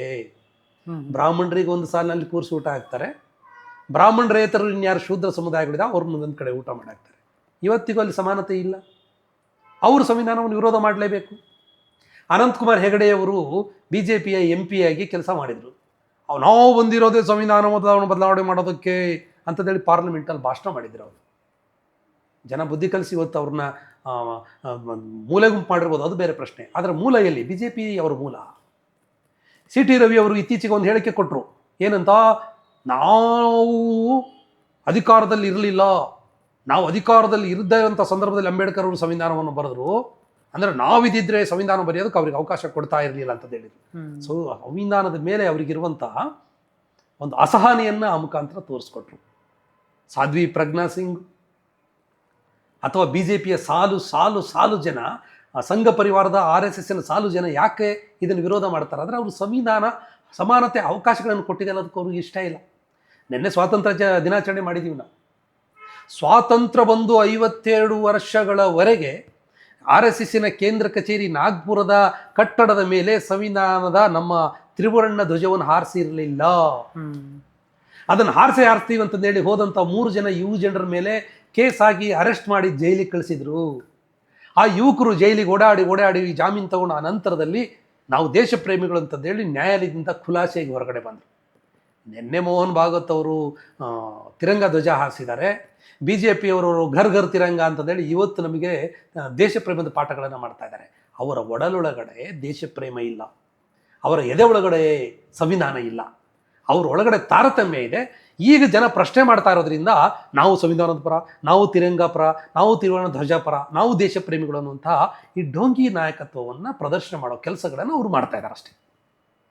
ಇನ್ನು ಸಂವಿಧಾನದ ವಿಚಾರವಾಗಿ ಹಾಗಾಗಿ ಹೇಳಿಕೆಗಳು ಬರ್ತಾನೆ ಇರುತ್ತೆ ಸರ್. ರೀಸೆಂಟಾಗಿಯೂ ಕೂಡ ರಿಸರ್ವೇಷನ್ ಬಗ್ಗೆ ಮಾತನಾಡುವಂತಹ ವಿಡಿಯೋಗಳು ವೈರಲ್ ಆಗ್ತಾ ಇದೆ. ಸಂವಿಧಾನದಲ್ಲಿ ನಿಜವಾಗಲೂ ಒಂದಿಷ್ಟು ಬದಲಾವಣೆ ಬೇಕಾಗಿದೆ ಸರ್, ಅದನ್ನು ಅನುಷ್ಠಾನಕ್ಕೆ ತರುವಂತಹ ಪದ್ಧತಿ ಬೇಕಾಗಿದೆಯಾ, ಹೇಗೆ ಅಂತ ಸರ್? ಸಂವಿಧಾನವನ್ನು ಅರ್ಪಣೆ ಮಾಡಬೇಕಾದ್ರೆ ಡಾಕ್ಟರ್ ಬಾಬಾ ಸಾಹೇಬ್ ಅಂಬೇಡ್ಕರ್ ಅವರು ಬಹಳ ಸ್ಪಷ್ಟವಾಗಿ ಹೇಳಿದರು, ಬಹಳ ಅತ್ಯುತ್ತಮವಾದಂಥ ಸಂವಿಧಾನವನ್ನು ನಾವು ಈ ದೇಶಕ್ಕೆ ಅರ್ಪಣೆ ಮಾಡ್ತಾ ಇದ್ದೇವೆ.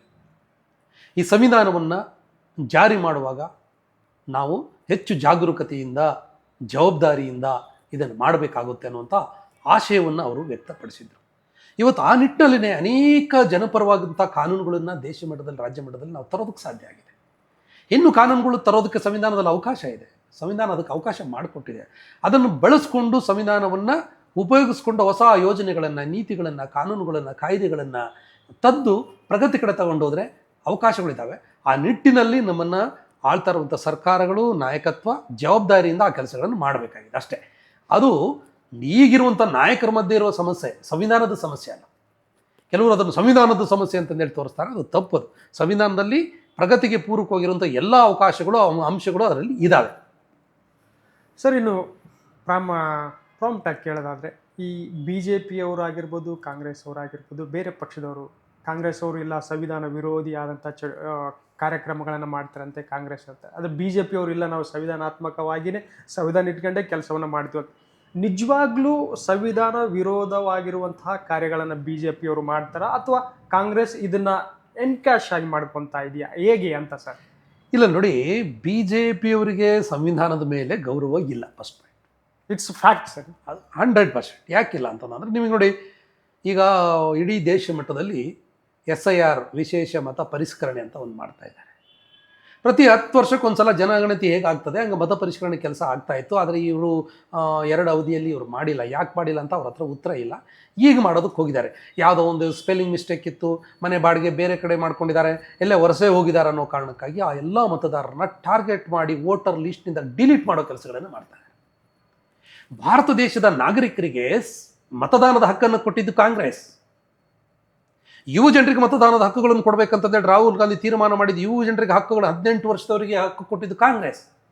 ಆದರೆ ಇರೋ ಲೀಸ್ಟಲ್ಲಿ ಇರುವಂಥವ್ರನ್ನ ಡಿಲೀಟ್ ಮಾಡ್ತಾ ಇರೋದು BJP. ಯಾರಿಗೆ ಸಂವಿಧಾನದ ಬಗ್ಗೆ ನಂಬಿಕೆ ಇದೆ, ಗೌರವ ಇದೆ? ಇವೆಲ್ಲವೂ ಪ್ರಶ್ನೆ ಮಾಡ್ತದೆ. ಸಾಮಾಜಿಕ ನ್ಯಾಯ, ಮಹಿಳೆಯರಿಗೆ ಮೀಸಲಾತಿ ಬೇಕು ಅಂತಂದೇಳಿ ಸ್ಥಳೀಯ ಸಂಸ್ಥೆಗಳಲ್ಲಿ ಮೀಸಲಾತಿ ಅವಕಾಶ ಕೊಟ್ಟಿದ್ದು ಕಾಂಗ್ರೆಸ್. ಅದನ್ನು ಪಾರ್ಲಿಮೆಂಟ್ನಲ್ಲಿ, ವಿಧಾನಸೌಧದಲ್ಲಿ ಚರ್ಚೆ ಮಾಡಿ ಕಾನೂನು ತನ್ನಿ ಅಂತಂದು ಹೇಳಿದರೆ ಅದನ್ನು ಈಗ BJP ಮೀನಾಮೇಷ ಎಣಿಸ್ತಾ ಇದೆ. ಸಂವಿಧಾನದಲ್ಲಿ ಅವಕಾಶ ಇದ್ರೂ ಕೂಡ ಅದನ್ನು ಮಾಡೋದಕ್ಕೆ ಸಾಧ್ಯ ಆಗ್ತಾ ಇಲ್ಲ.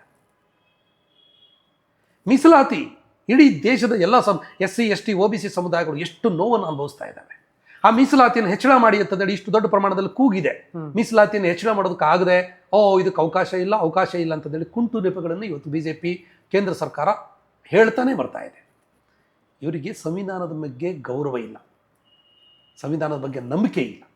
ಯಾಕಂದರೆ ಅವರಿಗೆ ಸಂವಿಧಾನ ಎಲ್ಲರಿಗೂ ಅವಕಾಶಗಳನ್ನು ಕೊಡ್ತದಲ್ವ, ಎಲ್ಲರಿಗೂ ಅವಕಾಶ ಕೊಟ್ಟು ಎಲ್ಲರನ್ನ ಪ್ರಗತಿ ಕಡೆ ತಗೊಂಡು ಹೋಗೋದಕ್ಕೆ ಇವ್ರಿಗೆ ಅಷ್ಟೇ ಇಲ್ಲ. ಇವರಿಗೆ ಮಾತ್ರ ಒಂದು ಕ್ರೀಮನ್ನು ಮಾತ್ರ ಮೇಲೆ ತಗೊಂಡು ಹೋಗ್ಬೇಕಂತಂದಿರೋದ್ರಿಂದ ಸಂವಿಧಾನದ ಬಗ್ಗೆ ಇವರಿಗೆ ಅಸಮಾಧಾನ ಇದೆ. ಇನ್ನು ಸರ್, ಮೀಸಲಾತಿ ಅನ್ನುವಂಥ ವಿಚಾರನ ನೀವು ಹೇಳಿದ್ರಿ. ಒಬ್ಬ ಸಾಮಾನ್ಯ ಮನುಷ್ಯನಿಂದ ಹಿಡಿದು ಈಗ ಎಲ್ಲ ಕೆಟಗರಿಯವರಿಗೂ ಕೂಡ ಸರ್ಕಾರ ಇದು ಸಂವಿಧಾನದಲ್ಲಿ ಮೀಸಲಾತಿಯನ್ನು ಹಂಚಿಕೆ ಮಾಡಿದೆ. ಈ ಮೀಸಲಾತಿ ಇನ್ನು ಎಷ್ಟು ವರ್ಷಗಳ ಕಾಲ ಹಾಗೆ ಇರಬೇಕು, ಇದರಲ್ಲಿ ಬದಲಾವಣೆ ಬೇಕಾ ಅಂತ? ಮೀಸಲಾತಿಯನ್ನು ಈ ದೇಶದೊಳಗಡೆ ಕೊಟ್ಟಿರೋದು ಯಾವ ಸಮುದಾಯಗಳು ಈ ಅವಕಾಶಗಳನ್ನು ಪಡ್ಕೊಂಡು ಪ್ರಾತಿನಿಧ್ಯ ಪಡ್ಕೊಂಡಿಲ್ವೋ ಅಂಥ ಸಮುದಾಯಗಳಿಗೆ ಪ್ರಾತಿನಿಧ್ಯ ಕೊಡುವಂತಹ ಒಂದು ಕಾರಣಕ್ಕಾಗಿ. ಮೀಸಲಾತಿ ಅಂತಂದರೆ ಒಂದು ಇಷ್ಟೊಂದು ಜನ ಸಮುದಾಯಗಳು ಇದ್ದಾವಲ್ಲ, ಈ ಸಮುದಾಯಗಳೆಲ್ಲೂ ಸಮಾನವಾಗಿ ಅವಕಾಶಗಳಲ್ಲಿ ಇರಬೇಕು ಅಂತ ಕೊಟ್ಟರು. ಆದರೆ ಇದನ್ನು ಕೆಲವರು ತಪ್ಪಾಗಿ ಭಾವಿಸ್ಕೊಂಡು ಮೀಸಲಾತಿಯನ್ನು ಬಡತನದ ನಿರ್ಮೂಲನೆ ಕಾರ್ಯಕ್ರಮ ಅಂತ ಅಂದ್ಕೊಂಡಿದ್ದೀವಿ. ಇದು ತಪ್ಪು. ಮೀಸಲಾತಿ ಬಡತನದ ನಿರ್ಮೂಲನೆ ಕಾರ್ಯಕ್ರಮ ಅಲ್ಲ. ಮೀಸಲಾತಿ ಅದು ಪ್ರಾತಿನಿಧ್ಯ. ಬಡತನ ನಿರ್ಮೂಲನೆಗಾಗಿ ಈಗ ಎಲ್ಲ ಬಡವರಿಗೆ ಅಕ್ಕಿ ಕೊಡ್ತಾ ಇದ್ದಾರೆ, ಎಲ್ಲ ಬಡವರು ಓಡಾಡೋಕ್ಕೆ ಬಸ್ಗಳ ವ್ಯವಸ್ಥೆ ಕೊಡ್ತಾ ಇದ್ದಾರೆ, ಎಲ್ಲ ಬಡವರಿಗೆ ಸಬ್ಸಿಡಿಗಳನ್ನು ಕೊಡ್ತಾ ಇದ್ದಾರೆ, ಎಲ್ಲ ಊರುಗಳಿಗೆ ರಸ್ತೆಗಳನ್ನು ಮಾಡ್ತಾ ಇದ್ದಾರೆ, ಎಲ್ಲ ಊರುಗಳಿಗೆ ನಾಗರಿಕ ಸೌಲಭ್ಯಗಳು, ಅದು ಎಲ್ಲ ಬಡವರಿಗೆ ಮಾಡೋದು. ಬಡತನ ನಿರ್ಮೂಲನೆ ಕಾರ್ಯಕ್ರಮ ಬೇರೆ, ಇದು ಸಾಮಾಜಿಕ ಅಸಮಾನತೆಯನ್ನು ನಿರ್ಮೂಲನೆ ಮಾಡೋ ಕಾರ್ಯಕ್ರಮ ಮೀಸಲಾತಿ ಅನ್ನುವಂಥದ್ದು. ಪ್ರಾತಿನಿಧ್ಯ ಯಾರಿಗೆ ಸಿಕ್ಕಿಲ್ಲೋ ಅದು ಪ್ರಾತಿನಿಧ್ಯ. ನಾನು ನಾಲ್ವಡಿ ಕೃಷ್ಣರಾಜ ಒಡೆಯವರವ್ರದ ಘಟನೆ ನೆನಪಾಡಿದೆ. ಬರೀ ಬ್ರಾಹ್ಮಣರೇ ತುಂಬಿಕೊಂಡಿದ್ರು ಅವರ ಸಂಸ್ಥಾನದಲ್ಲಿ ಮೊದಲಿಗೆ. ಆ ನಂತರದಲ್ಲಿ ಅಧ್ಯಯನ ಮಾಡಿ ನೋಡಿದಾಗ ಹೌದಲ್ಲ ಗೊತ್ತಾಯಿತು ಅವರಿಗೆ, ಇಷ್ಟೊಂದು ನಾನು ಏಕಪಕ್ಷೀಯವಾಗಿ ಬರೀ ಒಂದೇ ಜಾತಿಯ ಪ್ರಾಬಲ್ಯ ಇದೆ, ಎಲ್ಲ ಜಾತಿಯವರಿಗೆ ನಾನು ಅವಕಾಶ ಕೊಡಬೇಕಂತಂದು ಹೇಳಿ ಅವರು ಮಾಡಿದಂಥ ಸೂತ್ರ ಅದು. ನಾಲ್ವಡಿ ಕೃಷ್ಣರಾಜ ಒಡೆಯವರು, ಸಾವು ಮಹಾರಾಜರವರು ಪ್ರಾರಂಭ ಮಾಡಿ ಡಾಕ್ಟರ್ ಬಾಬಾ ಸಾಹೇಬ್ ಅಂಬೇಡ್ಕರ್ ಅವರ ಆಶಯ ಏನಾಗಿತ್ತಂದರೆ ಎಲ್ಲರಿಗೂ ಅವಕಾಶ ಕೊಡಬೇಕು.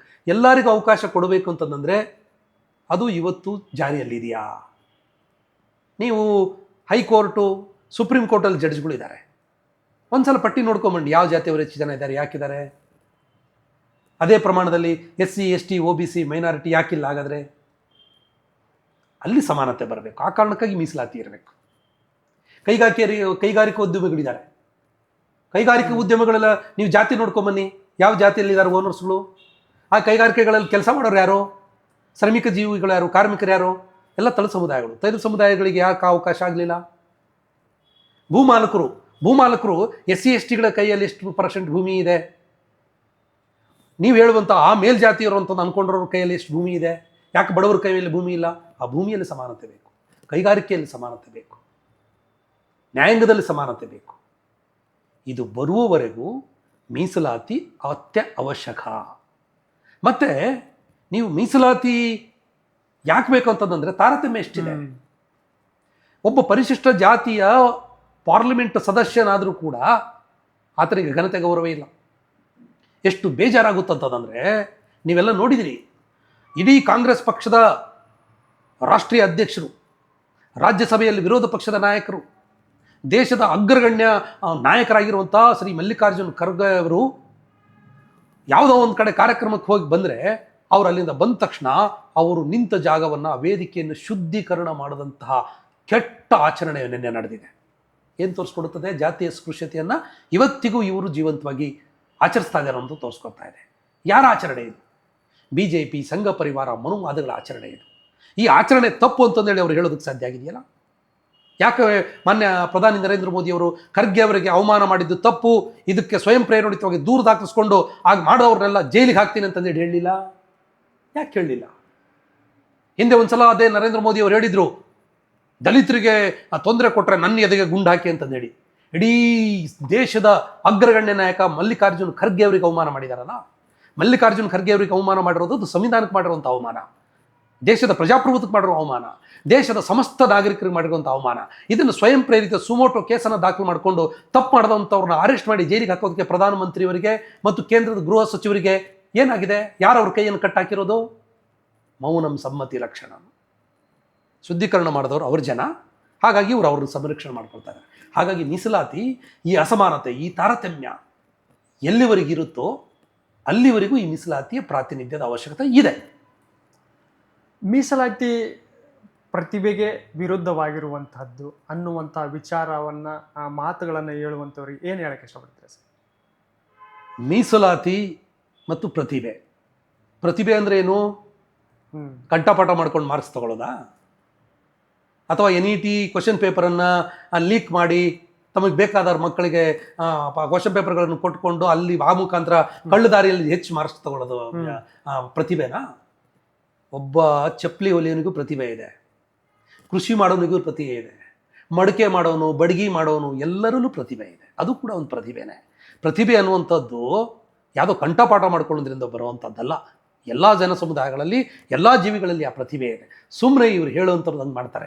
SC ST OBC ಮೀಸಲಾತಿ ಹೆಸರಿನಲ್ಲಿ ನೇಮಕಾತಿ ಆಗಿರೋರು ಯಾರಾದರೂ 10%, 5% ಮೀಸಲಾತಿ ತೊಗೊಂಡಾಗಿದ್ದಾರಾ? ಜನರಲ್ ಮೆರಿಟಲ್ಲಿ ಹೆಂಗೆ 90-95% ಮೀಸಲಾತಿ ತಗೊಂಡು ಅವರು ಅವಕಾಶಗಳನ್ನು ತಗೊಂಡಿದ್ದಾರೆ, ಇವರು ಕೂಡ ಅಷ್ಟೇ ಮೀಸಲಾತಿಯನ್ನು ತಗೊಂಡು ಆ ಸಮುದಾಯಗಳ ಮಧ್ಯೆ ಅತಿ ಹೆಚ್ಚು ಅಂಕಗಳನ್ನು ತಗೊಂಡಿರುವಂಥ ಅಭ್ಯರ್ಥಿಗಳಿಗೆ ಇವತ್ತು ಹುದ್ದೆಗಳನ್ನು ಪಡ್ಕೊಂಡಿರೋದು. ಸುಮ್ಮನೆ ಪ್ರತಿಭೆಯ ಹೆಸರಿನಲ್ಲಿ ಈ ಸಮುದಾಯಗಳನ್ನು ಅಪಮಾನ ಮಾಡುವಂಥ ಕೆಲಸ ಶತಮಾನದಿಂದನೂ ನಡೀತಾ ಬಂದಿದೆ ಅಷ್ಟೇ. ಇನ್ನು ಸರಿ, ಈ ಸಂವಿಧಾನದ ಒಂದು ಅಡಿಯಲ್ಲಿ ಕೆಲಸ ಮಾಡ್ತಿದ್ರು ಕೂಡ ಹಿಂದುಳಿದ ವರ್ಗದವರಾಗಿರ್ಬೋದು, ಅಸ್ಪೃಶ್ಯರಾಗಿರ್ಬೋದು, ಬೇರೆ ವರ್ಗದ ಜನಾಂಗ, ಈ ಬದಲಾವಣೆ ಅನ್ನುವಂಥದ್ದು ಆಗಿದೆಯಾ ಸರ್, ಅಥವಾ it is in the progress, ಹೇಗೆ ಅಂತ ಸರ್? ನಾವು 12ನೇ ಶತಮಾನದ ಒಳಚಿನ ಚಳುವಳಿ ನಮಗೆಲ್ಲ ಆತ್ಮಸ್ಥೈರ್ಯವನ್ನು ಕೊಟ್ಟಂಥ ಒಂದು ಚಳುವಳಿ. ಆ ಚಳುವಳಿಯಿಂದ ಪ್ರಾರಂಭವಾಗಿ ಇಲ್ಲಿವರೆಗೂ ಬುದ್ಧ ಬಸವ ಅಂಬೇಡ್ಕರ್ ಅವರ ವಿಚಾರಧಾರೆಗಳನ್ನು ತಗೊಂಡು ಸಾಕ್ತಾ ಇದ್ದೀವಲ್ಲ, ತುಂಬ ಪ್ರಗತಿ ಕಡೆ ಹೋಗಿದೆ, ತುಂಬ ಅಭಿವೃದ್ಧಿ ಆಗಿದೆ. ಜನ ಮಾತನಾಡೋಕ್ಕೆ ಶುರು ಮಾಡಿದ್ದಾರೆ, ಪ್ರಶ್ನೆ ಮಾಡೋದಕ್ಕೆ ಶುರು ಮಾಡಿದೆ, ಅವಕಾಶಗಳನ್ನು ಪಡ್ಕೊಳ್ಳೋದಕ್ಕೆ ಶುರು ಮಾಡಿದ್ದಾರೆ. ಅಭಿವೃದ್ಧಿ ಪ್ರಗತಿ ಕಡೆ ಅವರೆಲ್ಲರೂ ಮುಖ ಮಾಡಿದ್ದಾರೆ. ನಿರಾಸೆ ನಮಗಿಲ್ಲ, ನಿಜವಾಗ್ಲೂ ನಮಗೆ ತೃಪ್ತಿ ಇದೆ. ಆದರೆ ಇಷ್ಟೇ ಸಾಲದು, ಇನ್ನೂ ನಾವು ಅಭಿವೃದ್ಧಿ ಆಗಬೇಕು, ಇನ್ನೂ ಪ್ರಗತಿ ಕಡೆ ಹೋಗ್ಬೇಕಂತಂದರೆ ಜನ ಜಾಗೃತರಾಗಬೇಕು, ಜನ ಮತ್ತೆ ಜನ ಸಂಘಟನೆ ಕಡೆ ಹೋಗಬೇಕು. ಸಣ್ಣ ಪುಟ್ಟ ಭಿನ್ನಾಭಿಪ್ರಾಯಗಳನ್ನು ಬಿಟ್ಟು ಎಲ್ಲರೂ ಒಂದಾಗಿ ಜನವ ಚಳುವಳಿಯನ್ನು ಕಟ್ತಾ ಸರ್ಕಾರಗಳಿಗೆ ತಿಳಿ ಹೇಳ್ತಾ, ಸರ್ಕಾರಗಳಿಗೆ ಎಚ್ಚರಿಕೆಯನ್ನು ಕೊಡ್ತಾ, ಸರ್ಕಾರಗಳಿಗೆ ಮನವರಿಕೆಯನ್ನು ಮಾಡ್ತಾ ತಮ್ಮ ಹಕ್ಕುಗಳನ್ನು ಉಳಿಸ್ಕೊಳ್ಳುವಂಥ ಕೆಲಸವನ್ನು ಸರ್ಕಾರ ಮತ್ತು ಸಮಾಜ ಒಟ್ಟೊಟ್ಟಾಗಿ ಮಾಡಬೇಕಾಗುತ್ತೆ. ಇನ್ನು ಸರ್, ಮೀಸಲಾತಿ ಅನ್ನುವಂಥದ್ದು ಕೇವಲ ಪಡೆದಂಥ ಕುಟುಂಬಗಳಿಗೆ ಮತ್ತು ತಿರ್ಗಾ ಮರ್ಗ ಆ ಒಂದು ಸವಲತ್ತನ್ನು ಪಡೆಯುವಂಥದ್ದಾಗಿರೋ ಮೀಸಲಾತಿಯ ಒಂದು ಪ್ರವೃತ್ತಿಯನ್ನು ಪಡ್ಕೊಳ್ಳುವಂಥದ್ದನ್ನು ಪದೇ ಪದೇ ಆ ಪಡೆದಂಥ ಕುಟುಂಬಗಳೇ ಪಡೆಯುತ್ತಾ ಇದ್ದಾರೆ ಅನ್ನುವಂಥ ಮಾತುಗಳು ಎಷ್ಟು ಮಟ್ಟಿಗೆ ಸರಿ ಇದೆ ಸರ್? ಇದರಲ್ಲಿ ಬದಲಾವಣೆ ಬೇಕಾಗಿದೆಯಾ ಅಂತ? ನೋಡಿ, ಮೀಸಲಾತಿ ಅನ್ನುವಂಥದ್ದು ಇವತ್ತು ವಾಸ್ತವವಾಗಿ ಶಿಕ್ಷಣದಲ್ಲಿ ಒಂದಿಷ್ಟು ಅವಕಾಶ ಇದೆ. ಅದರಲ್ಲೂ ಉದ್ಯೋಗದಲ್ಲಿ ಕೇವಲ 2% ಮೀಸಲಾತಿ ಮಾತ್ರ ಇರುತ್ತೆ. ಸರ್ಕಾರಿ ಸ್ವಾಮ್ಯದ ಇಲಾಖೆಗಳು, ಕೈಗಾರಿಕೆಗಳು, ಕಾರ್ಖಾನೆಗಳು, ಸಂಸ್ಥೆಗಳು ಇರೋದು 2% ಉದ್ಯೋಗ ಕೊಡೋದಕ್ಕೆ ಮಾತ್ರನೇ. ಇನ್ನೂ 98% ಅಷ್ಟು ಉದ್ಯೋಗಗಳು ಎಲ್ಲ ಖಾಸಗಿ ರಂಗದಲ್ಲಿದೆ. ಖಾಸಗಿ ರಂಗದಲ್ಲಿ ಮೀಸಲಾತಿ. ಹಾಗಾಗಿ ಇಡೀ SC ST OBC ಮೈನಾರಿಟಿ ಕಮ್ಯುನಿಟಿಗಳ ಉದ್ಧಾರ ಈ 2% ಉದ್ಯೋಗಗಳಿಂದನೇ ಆಗಿಬಿಡ್ತದೆ ಅಂತಂದೇಳಿ ನಾವೇನಾದರೂ ಭಾವಿಸ್ಕೊಂಡ್ರೆ ಅದು ಭ್ರಮೆ. ವಾಸ್ತವ ಅರ್ಥ ಮಾಡ್ಕೊಳ್ಬೇಕು. ಸರ್ಕಾರದ ಸೌಲಭ್ಯಗಳು, ಸರ್ಕಾರದಿಂದ ನೀರು, ಸರ್ಕಾರದಿಂದ ಭೂಮಿ, ಸರ್ಕಾರದಿಂದ ಸಬ್ಸಿಡಿ, ಸರ್ಕಾರದಿಂದ ಅವಕಾಶಗಳನ್ನು ಪಡೆದು ಬೆಳವಣಿಗೆ ಆಗಿರುವಂತಹ ಖಾಸಗಿ ಕ್ಷೇತ್ರದಲ್ಲಿ ಇವತ್ತು ಮೀಸಲಾತಿ ಅವಕಾಶಗಳು ಇಲ್ಲ. ಇದರ ಬಗ್ಗೆ ನೀವು ಚಿಂತನೆ ಮಾಡಬೇಕು. ಅದನ್ನು ಬಿಟ್ಟು ಈ 2% ಉದ್ಯೋಗದಲ್ಲಿ ನನಗೆ ಸಿಕ್ಕಿದೆ, ಅವ್ರಿಗೆ ಸಿಕ್ಕಲಿಲ್ಲ, ಅವ್ರಿಗಷ್ಟೇ ಸಿಕ್ಕಿದೆ ಅಂತಂದೇಳಿ ನೀವಿಬ್ಬರೇ ಜಗಳ ಆಡ್ಕೊಂಡು ಹೋದರೆ ಪ್ರಯೋಜನ ಆಗೋದಿಲ್ಲ. ಖಾಸಗಿ ರಂಗದ ಮೀಸಲಾತಿಗಾಗಿ ಏನು ಮಾಡಬೇಕಂತ ಚಿಂತನೆ ಮಾಡೋ ಅವಶ್ಯಕತೆ ಇದೆ. ಮತ್ತು ವಿವಿಧ ರಂಗಗಳಲ್ಲಿ ಮೀಸಲಾತಿ ಅವಕಾಶಗಳಿಗೆ ಪಡ್ಕೊಳ್ಳೋ ಅವಕಾಶಗಳನ್ನು ನಾವು ಹುಡುಕೋ ಅವಶ್ಯಕತೆ ಇದೆ. ಸೇಮ್ ಟೈಮ್ ಯಾರಾದರೂ ಮೀಸಲಾತಿ ಅವಕಾಶಗಳನ್ನು ಮಿಸ್ಯೂಸ್ ಮಾಡ್ಕೊಳ್ತಾ ಇದ್ದರೆ ಅದನ್ನು ನಿಯಂತ್ರಣ ಮಾಡಿಸುವಂಥ, ಅದನ್ನು ಸರಿಪಡಿಸುವಂಥ ಕಾನೂನು ನೀತಿಗಳನ್ನು ತರುವಂಥ ಅಗತ್ಯವೂ ಕೂಡ ಇದೆ. ಇನ್ನು ಮೀಸಲಾತಿಯ ಜೊತೆಗೆ ಒಳ ಮೀಸಲಾತಿ ಅನ್ನುವಂಥ ಒಂದು ವಿಚಾರ ಸರ್, 30-35 ವರ್ಷಗಳ ಒಂದು ಹೋರಾಟದ ಸುದೀರ್ಘ ಹೋರಾಟಕ್ಕೆ ಒಂದು ಅಂತ್ಯನೂ ಸರ್ಕಾರದವರು ಕಾಣಿಸಿದ್ದಾರೆ. ಈ ಒಂದು ಹೋರಾಟದ ಹಾದಿ ಮತ್ತು ಇದರ ಒಂದು ತಿದ್ದುಪಡಿಯ ವಿಚಾರವಾಗಿ ನಿಮ್ಮ ಒಂದು ಅಭಿಪ್ರಾಯ ಏನಾಗಿದೆ? ಒಳ ಮೀಸಲಾತಿ, ಬಡ್ತಿ ಮೀಸಲಾತಿ ಅನ್ನುವಂಥದ್ದು ಕಾಲದ ಕೂಗದು. ಆಂಧ್ರ ಪ್ರದೇಶದಿಂದ ಪ್ರಾರಂಭವಾಗಿರುವಂಥ ಹೋರಾಟ ಅದು ಕರ್ನಾಟಕಕ್ಕೆ ವಿಸ್ತರಣೆಯಾಗಿ ಸುಪ್ರೀಂ ಕೋರ್ಟ್ನಲ್ಲಿ EV Chennaiah versus Andhra Pradesh case ನಡೀತಾ ಇತ್ತು. ಆ ಪ್ರಕರಣದಲ್ಲಿ ಮೀಸಲಾತಿ ಅಷ್ಟೇ ಸಂವಿಧಾನದಲ್ಲಿ ಅವಕಾಶ ಇದೆ, ಒಳ ಮೀಸಲಾತಿಗೆ ಅವಕಾಶ ಇಲ್ಲ ಅನ್ನುವಂಥ ತೀರ್ಪು ಬಂದಿತ್ತು. ಅದನ್ನು ಪ್ರಶ್ನೆ ಮಾಡಿ ದೇವೇಂದ್ರ ಸಿಂಗ್ ವರ್ಸಸ್ ಪಂಜಾಬ್ ಅನ್ನುವಂಥ ಪ್ರಕರಣದಲ್ಲಿ ಸುಪ್ರೀಂ ಕೋರ್ಟಿನ ಪೀಠ ಒಳ ಮೀಸಲಾತಿ ಮಾಡುವಂಥ ಅಗತ್ಯ ಇದೆ, ಅದು ರಾಜ್ಯ ಸರ್ಕಾರಕ್ಕೆ ಅಧಿಕಾರ ಇದೆ ಅಂತಂದೇಳಿ ಒಂದು ತೀರ್ಪನ್ನು ಕೊಡ್ತು. ತೀರ್ಪು ಕೊಟ್ಟ ನಂತರದಲ್ಲಿ ಕರ್ನಾಟಕ ಸರ್ಕಾರ ಅದನ್ನು ವರ್ಗೀಕರಣ ಮಾಡಿದೆ. ಪರಿಶಿಷ್ಟ ಜಾತಿಗಳಲ್ಲಿ A-B-C ಅನ್ನುವಂಥ 3 ಗುಂಪುಗಳನ್ನು ಮಾಡಿದೆ. ಎ ಗುಂಪಿನಲ್ಲಿ ಒಂದಿಷ್ಟು ಜಾತಿಗಳು, ಬಿ ಗುಂಪಿನಲ್ಲಿ ಒಂದಿಷ್ಟು ಜಾತಿಗಳು, ಸಿ ಗುಂಪಿನಲ್ಲಿ ಒಂದಿಷ್ಟು ಜಾತಿಗಳನ್ನು ವರ್ಗೀಕರಣ ಮಾಡಿ 15% ಮೀಸಲಾತಿಯನ್ನು ಅದನ್ನು ಭಾಗ ಮಾಡುವಂಥ ಕೆಲಸವನ್ನು ಮಾಡಿದೆ. ಹೀಗಿದ್ದಾಗಲೂ ಕೂಡ ಈ ಭಾಗ ಮಾಡಿರುವಂಥ ಪ್ರಶ್ನೆಯನ್ನು ಅದನ್ನು ಸಮುದಾಯಗಳು ಕೂಡ ಕೆಲವು ಸ್ವಾಗತ ಮಾಡಿದ್ದಾವೆ. ಇನ್ನು ಕೆಲವು ಸಮುದಾಯಗಳು ಇಲ್ಲ, ನಮಗೂ ಕೂಡ ಇದು ಸ್ವಲ್ಪ ಕರೆಕ್ಷನ್ಸ್ ಆಗಬೇಕು, ಇದು ಇನ್ನೂ ಸರಿಪಡಿಸ್ಬೇಕು ಅನ್ನೋಂಥ ಒಂದು ಒತ್ತಾಯಗಳನ್ನು ಮಾಡ್ತಾ ಇದ್ದಾವೆ. ಸೂಕ್ಷ್ಮ ಸಮುದಾಯಗಳು, ಅಲೆಮಾರಿ ಸಮುದಾಯಗಳು, ಬಲಗೈ ಸಮುದಾಯಗಳು, ಎಡಗೈ ಸಮುದಾಯಗಳು ಮತ್ತು ಚರ್ಮಕಾರ ಸಮುದಾಯಗಳು, ಸಮಗಾರ, ಡುಹಾರ, ಕಕ್ಕ, ಈ ಸಮುದಾಯಗಳ ಮಧ್ಯೆ ಇನ್ನೂ ಸಣ್ಣ ಪುಟ್ಟವಾದಂತಹ ಭಿನ್ನಾಭಿಪ್ರಾಯ ಮತ್ತು ಗೊಂದಲಗಳಿದ್ದಾವೆ. ಸೇಮ್ ಟೈಮ್ ಈ ಪ್ರಕರಣವೂ ಕೂಡ ಈಗ ಹೈಕೋರ್ಟ್ನಲ್ಲಿ ಇನ್ನೂ ನಡೀತಾ ಇದೆ. ಹೈಕೋರ್ಟು ನೇಮಕಾತಿ ಪ್ರಕ್ರಿಯೆಗಳನ್ನು ಸದ್ಯಕ್ಕೆ ನಡೆಸಿ, ಆದರೆ ಅಂತಿಮ ಆದೇಶವನ್ನು ಕಾಯ್ದಿರಿಸಿ ಅಂತಂದು ಹೇಳಿ ಇನ್ನೂ ವಿಚಾರಣೆಯನ್ನು ನಡೆಸ್ತಾ ಇದೆ. ಈ ಕೋರ್ಟಿನ ಪ್ರಕರಣ ಇನ್ನೂ ಚಾಲ್ತಿಯಲ್ಲಿರೋದ್ರಿಂದ ಕೋರ್ಟಿನ ತೀರ್ಪನ್ನು ಕೂಡ ನಾವು ನೋಡಬೇಕಾಗುತ್ತೆ. ಸೇಮ್ ಟೈಮ್ ನಾನು ಸರ್ಕಾರಕ್ಕೆ ವಿನಂತಿ ಮಾಡೋದನ್ನಂತಂದರೆ, ಯಾವುದೇ ಸಮುದಾಯಗಳಿಗೆ ಅವರ ಹಕ್ಕುಗಳಿಗೆ ತೊಂದರೆ ಆಗದಂಗೆ ಅವರ ಪ್ರಾತಿನಿಧ್ಯ, ಅವರ ಹಿಂದುಳಿದಿರುವಿಕೆ ಆಧರಿಸಿ ನಿರ್ಧಾರವನ್ನು ತಗೊಳ್ಬೇಕು. ಆ ನಿಟ್ಟಿನಲ್ಲಿ ನಮ್ಮ ಸರ್ಕಾರ ಮುಂದೆ ನಿರ್ಧಾರವನ್ನು ತಗೊಳ್ಬಹುದು ಅಂತಂದೇಳಿ ನನಗೆ ಆಶಾಭಾವನೆ ಇದೆ. ಇನ್ನು ಸರ್ ಸಮುದಾಯ ಅಂತೇಳಿ ಬಂದಾಗ, ಪರಿಶಿಷ್ಟ ಜಾತಿ ಅಂತೇಳಿ ಬಂದಾಗ ಎಲ್ಲರೂ ಒಟ್ಟುಗೂಡಿ ಇರುವಂತಹದ್ದು ಒಂದು ಸಮುದಾಯ. ಹೀಗಿದ್ದಾಗ ಸರ್ SC ಒಳಗಿನ ಒಂದು ಅಸಮಾನತೆಯನ್ನು, ಆ ಜಾತಿ ಅಸಮಾನತೆಯನ್ನು ಎಷ್ಟು ಸರಿ ಅಂತೇಳಿ ಅಂದ್ಕೊಂತೀರ, ಅದನ್ನ ಹೆಂಗೆ ಒಪ್ಕೊಳ್ತೀರ ಅಂತ? ಈ ಏನಾಗಿದೆ, ಈ ಜಾತಿ ತಾರತಮ್ಯ ಅನ್ನೋದು ಒಂಥರ ಪಿರಮಿಡ್ ಇದ್ದಂಗೆ. ಈ ಪಿರಮಿಡಲ್ಲಿ ಹೆಂಗಂದ್ರೆ ಮೇಲ್ಗಡೆ ತುದಿಯಲ್ಲಿರೋನು ನಾನು ಮೇಲೆ ಇದ್ದೀನಿ ಅಂತ, ಅವನು ಕೆಳಗಡೆ ಇವನು ನನ್ಗಿಂತ ಕೆಳಗಡೆ ಇದ್ದಾನೆ, ಇನ್ನೊಬ್ಬನ ಯಾವ ನನ್ನ ಕೆಳಗಡೆ ಇನ್ನೊಬ್ಬನಿದ್ದಾನೆ, ನನ್ನ ಕೆಳಗಡೆ ಇನ್ನೊಬ್ಬನಿದ್ದಾನೆ, ನನ್ನ ಕೆಳಗಡೆ ಇನ್ನೊಬ್ಬನಿದ್ದಾನೆ, ನನ್ನ ಕೆಳಗಡೆ. ಹಾಗಾಗಿ ಇದು ಒಂದು ರೀತಿಯಲ್ಲಿ ಒಬ್ಬರನ್ನ ಇನ್ನೊಬ್ಬರ ಮೇಲೆ ತುಳಿತಾ ಬಂದಿರುವಂಥ ಕೆಟ್ಟ ವ್ಯವಸ್ಥೆ ಇದೆ. ಇದು ನಾಶಗೊಳ್ಬೇಕು. ಯಾವ ಜಾತಿಗಳು ಕನಿಷ್ಠ ಅಲ್ಲ, ಯಾವ ಜಾತಿಗಳು ಶ್ರೇಷ್ಠ ಅಲ್ಲ, ಎಲ್ಲವೂ ಕೂಡ ಸಮಾನ ಆಚರಣೆ, ನಂಬಿಕೆ, ಸಂಸ್ಕೃತಿ ಇರುವಂತಹ ಸಮುದಾಯಗಳಾಗಿರೋದ್ರಿಂದ ಎಲ್ಲ ಸಮುದಾಯಗಳ ಮಧ್ಯೆ ಸಹಬಾಳ್ವೆ, ಭ್ರಾತೃತ್ವ ಭಾಳ ಮುಖ್ಯ. ಆ ಭ್ರಾತೃತ್ವ ಸಮಾನತೆಗಾಗಿ ನೀವೆಲ್ಲರೂ ಕೂಡ ಮಾತನಾಡಿದರೆ ಈ ಶ್ರೇಷ್ಠತೆ ಹೊರಟೋಗ್ತದೆ ಅಂತೇಳಿ ನನ್ನ ಭಾವನೆ. ಮೀಸಲಾತಿ ಕೇಳುವಂಥವ್ರು ಹಿಂದುಳಿದವರು ಅವರಷ್ಟೇ ಕೇಳಬೇಕು ಅನ್ನುವಂಥ ಒಂದು ಮನಸ್ಥಿತಿ ಎಷ್ಟು ಮಟ್ಟಿಗೆ ಸರಿ? ಮೀಸಲಾತಿಯಲ್ಲಿ ಯಾರಿಲ್ಲ ಈ ದೇಶದಲ್ಲಿ. SC ST ಗಳಷ್ಟೇ ಮೀಸಲಾತಿಯಲ್ಲಿ ಇದ್ದಾರೆ ಅಂತಂದೇಳಿ ಮಾತನಾಡ್ತಾ ಇದ್ರು. ಈಗ ಬ್ರಾಹ್ಮಣರಾದಿಯಾಗಿ 10% ಮೀಸಲಾತಿಯನ್ನ ಇವತ್ತು ಪಾರ್ಲಿಮೆಂಟು, ನಾಳೆ ರಾಜ್ಯಸಭೆ, ನಾಡಿದ್ದು ರಾಷ್ಟ್ರಪತಿ ಅಂಗೀಕಾರ ಆಗಿ 10% ಮೀಸಲಾತಿಯನ್ನು ಆ ಸಮುದಾಯಗಳು ಪಡ್ಕೊಂಡಿದ್ದಾವೆ. ಅತಿ ಹೆಚ್ಚು ಅವಕಾಶಗಳನ್ನು ಅವರು ಸಹ ಜನಸಂಖ್ಯೆ 2.5-3% ಇದೆ ಅಂತಂದು ಹೇಳಿದ್ರೆ ಅವ್ರಿಗೆ 10% ಮೀಸಲಾತಿ ಇದೆ. SC ST OBCಗಳು ಕರ್ನಾಟಕ ರಾಜ್ಯದೊಳಗಡೆ 82% ಜನಸಂಖ್ಯೆ ಇರುವಂಥ ಈ ಸಮುದಾಯಗಳು, ಇವ್ರಿಗೆ ಕೇವಲ 50% ಮೀಸಲಾತಿ ಇದೆ. ಹಾಗಾಗಿ ಮೀಸಲಾತಿಯನ್ನು ಯಾರು ಪಡ್ಕೊಂಡು ಲಾಭ ಮಾಡ್ಕೊಳ್ತಾ ಇದ್ದಾರೆ ಅವರೇ ಮೀಸಲಾತಿಯನ್ನು ವಿರೋಧ ಮಾಡಿ ವ್ಯಂಗ್ಯ ಮಾಡ್ತಾ ಇದ್ದಾರೆ. ಅದು ಗೊತ್ತಿರೋ ಸತ್ಯ. ಇನ್ನು ಅರ್ಹತೆಗಿಂತ ಜಾತಿನೇ ಮುಖ್ಯ ಆಗಿಬಿಟ್ಟಿದೆಯಾ ಸರ್ ಇವತ್ತಿನ ಯುವಕರಲ್ಲಿ? ಈ ರೀತಿಯಾದಂಥ ಪ್ರಶ್ನೆಗಳು ಸಾಮಾನ್ಯವಾಗಿ, ನಮಗೆ ಜಾತಿನೇ ಮುಖ್ಯ, ಅರ್ಹತೆ ಇದ್ರೂ ಇಲ್ಲ ಅನ್ನುವಂಥ ಒಂದು ಮನಸ್ಥಿತಿ ಇರುವವರೆಗೂ ನೀವೇನು ಹೇಳಕ್ಕೆ ಇಷ್ಟ? ಅಲ್ಲ, ಅರ್ಹತೆ ಜಾತಿ ಅಂತ ಅನ್ನೋದನ್ನು ಈಗ ಸೃಷ್ಟಿ ಮಾಡ್ತಿದ್ದಾರೆ ಅಷ್ಟೇ. ಅವಕಾಶಗಳನ್ನು ಕೊಡೋಕ್ಕಾಗ್ತಾಯಿಲ್ಲ ಅನ್ನೋ ಕಾರಣಕ್ಕಾಗಿ ಈ ಥರದ್ದನ್ನೆಲ್ಲವೂ ಮಾಡ್ತಾ ಇದ್ದಾರೆ. ಎಲ್ಲರಿಗೂ ಉದ್ಯೋಗ, ಎಲ್ಲರಿಗೂ ಶಿಕ್ಷಣ ಕೊಡುವಂಥ ಒಂದು ವ್ಯವಸ್ಥೆಯನ್ನು ಸೃಷ್ಟಿ ಮಾಡಿಬಿಟ್ರೆ ಆವಾಗ ಯಾರು ವಿರುದ್ಧ ನಿಂತ್ಕೊಳ್ಳುವಂಥ ಪ್ರಶ್ನೆನೇ ಬರಲ್ಲ. ಅವರವ್ರ ತಿಳುವಳಿಕೆ, ಅವರವ್ರ ಜ್ಞಾನ, ಅವರವ್ರ ಅನುಭವದ ಆಧಾರದ ಮೇಲೆ ಅವರಿಗೆ ಉದ್ಯೋಗ ಅವಕಾಶಗಳು ಸಿಗುವಂಥ ಒಂದು ವ್ಯವಸ್ಥೆಯನ್ನು ನೀವೆಲ್ಲರೂ ನಿರ್ಮಾಣ ಮಾಡಬೇಕು. ಅದಕ್ಕಾಗಿ ದುಡಿಬೇಕು.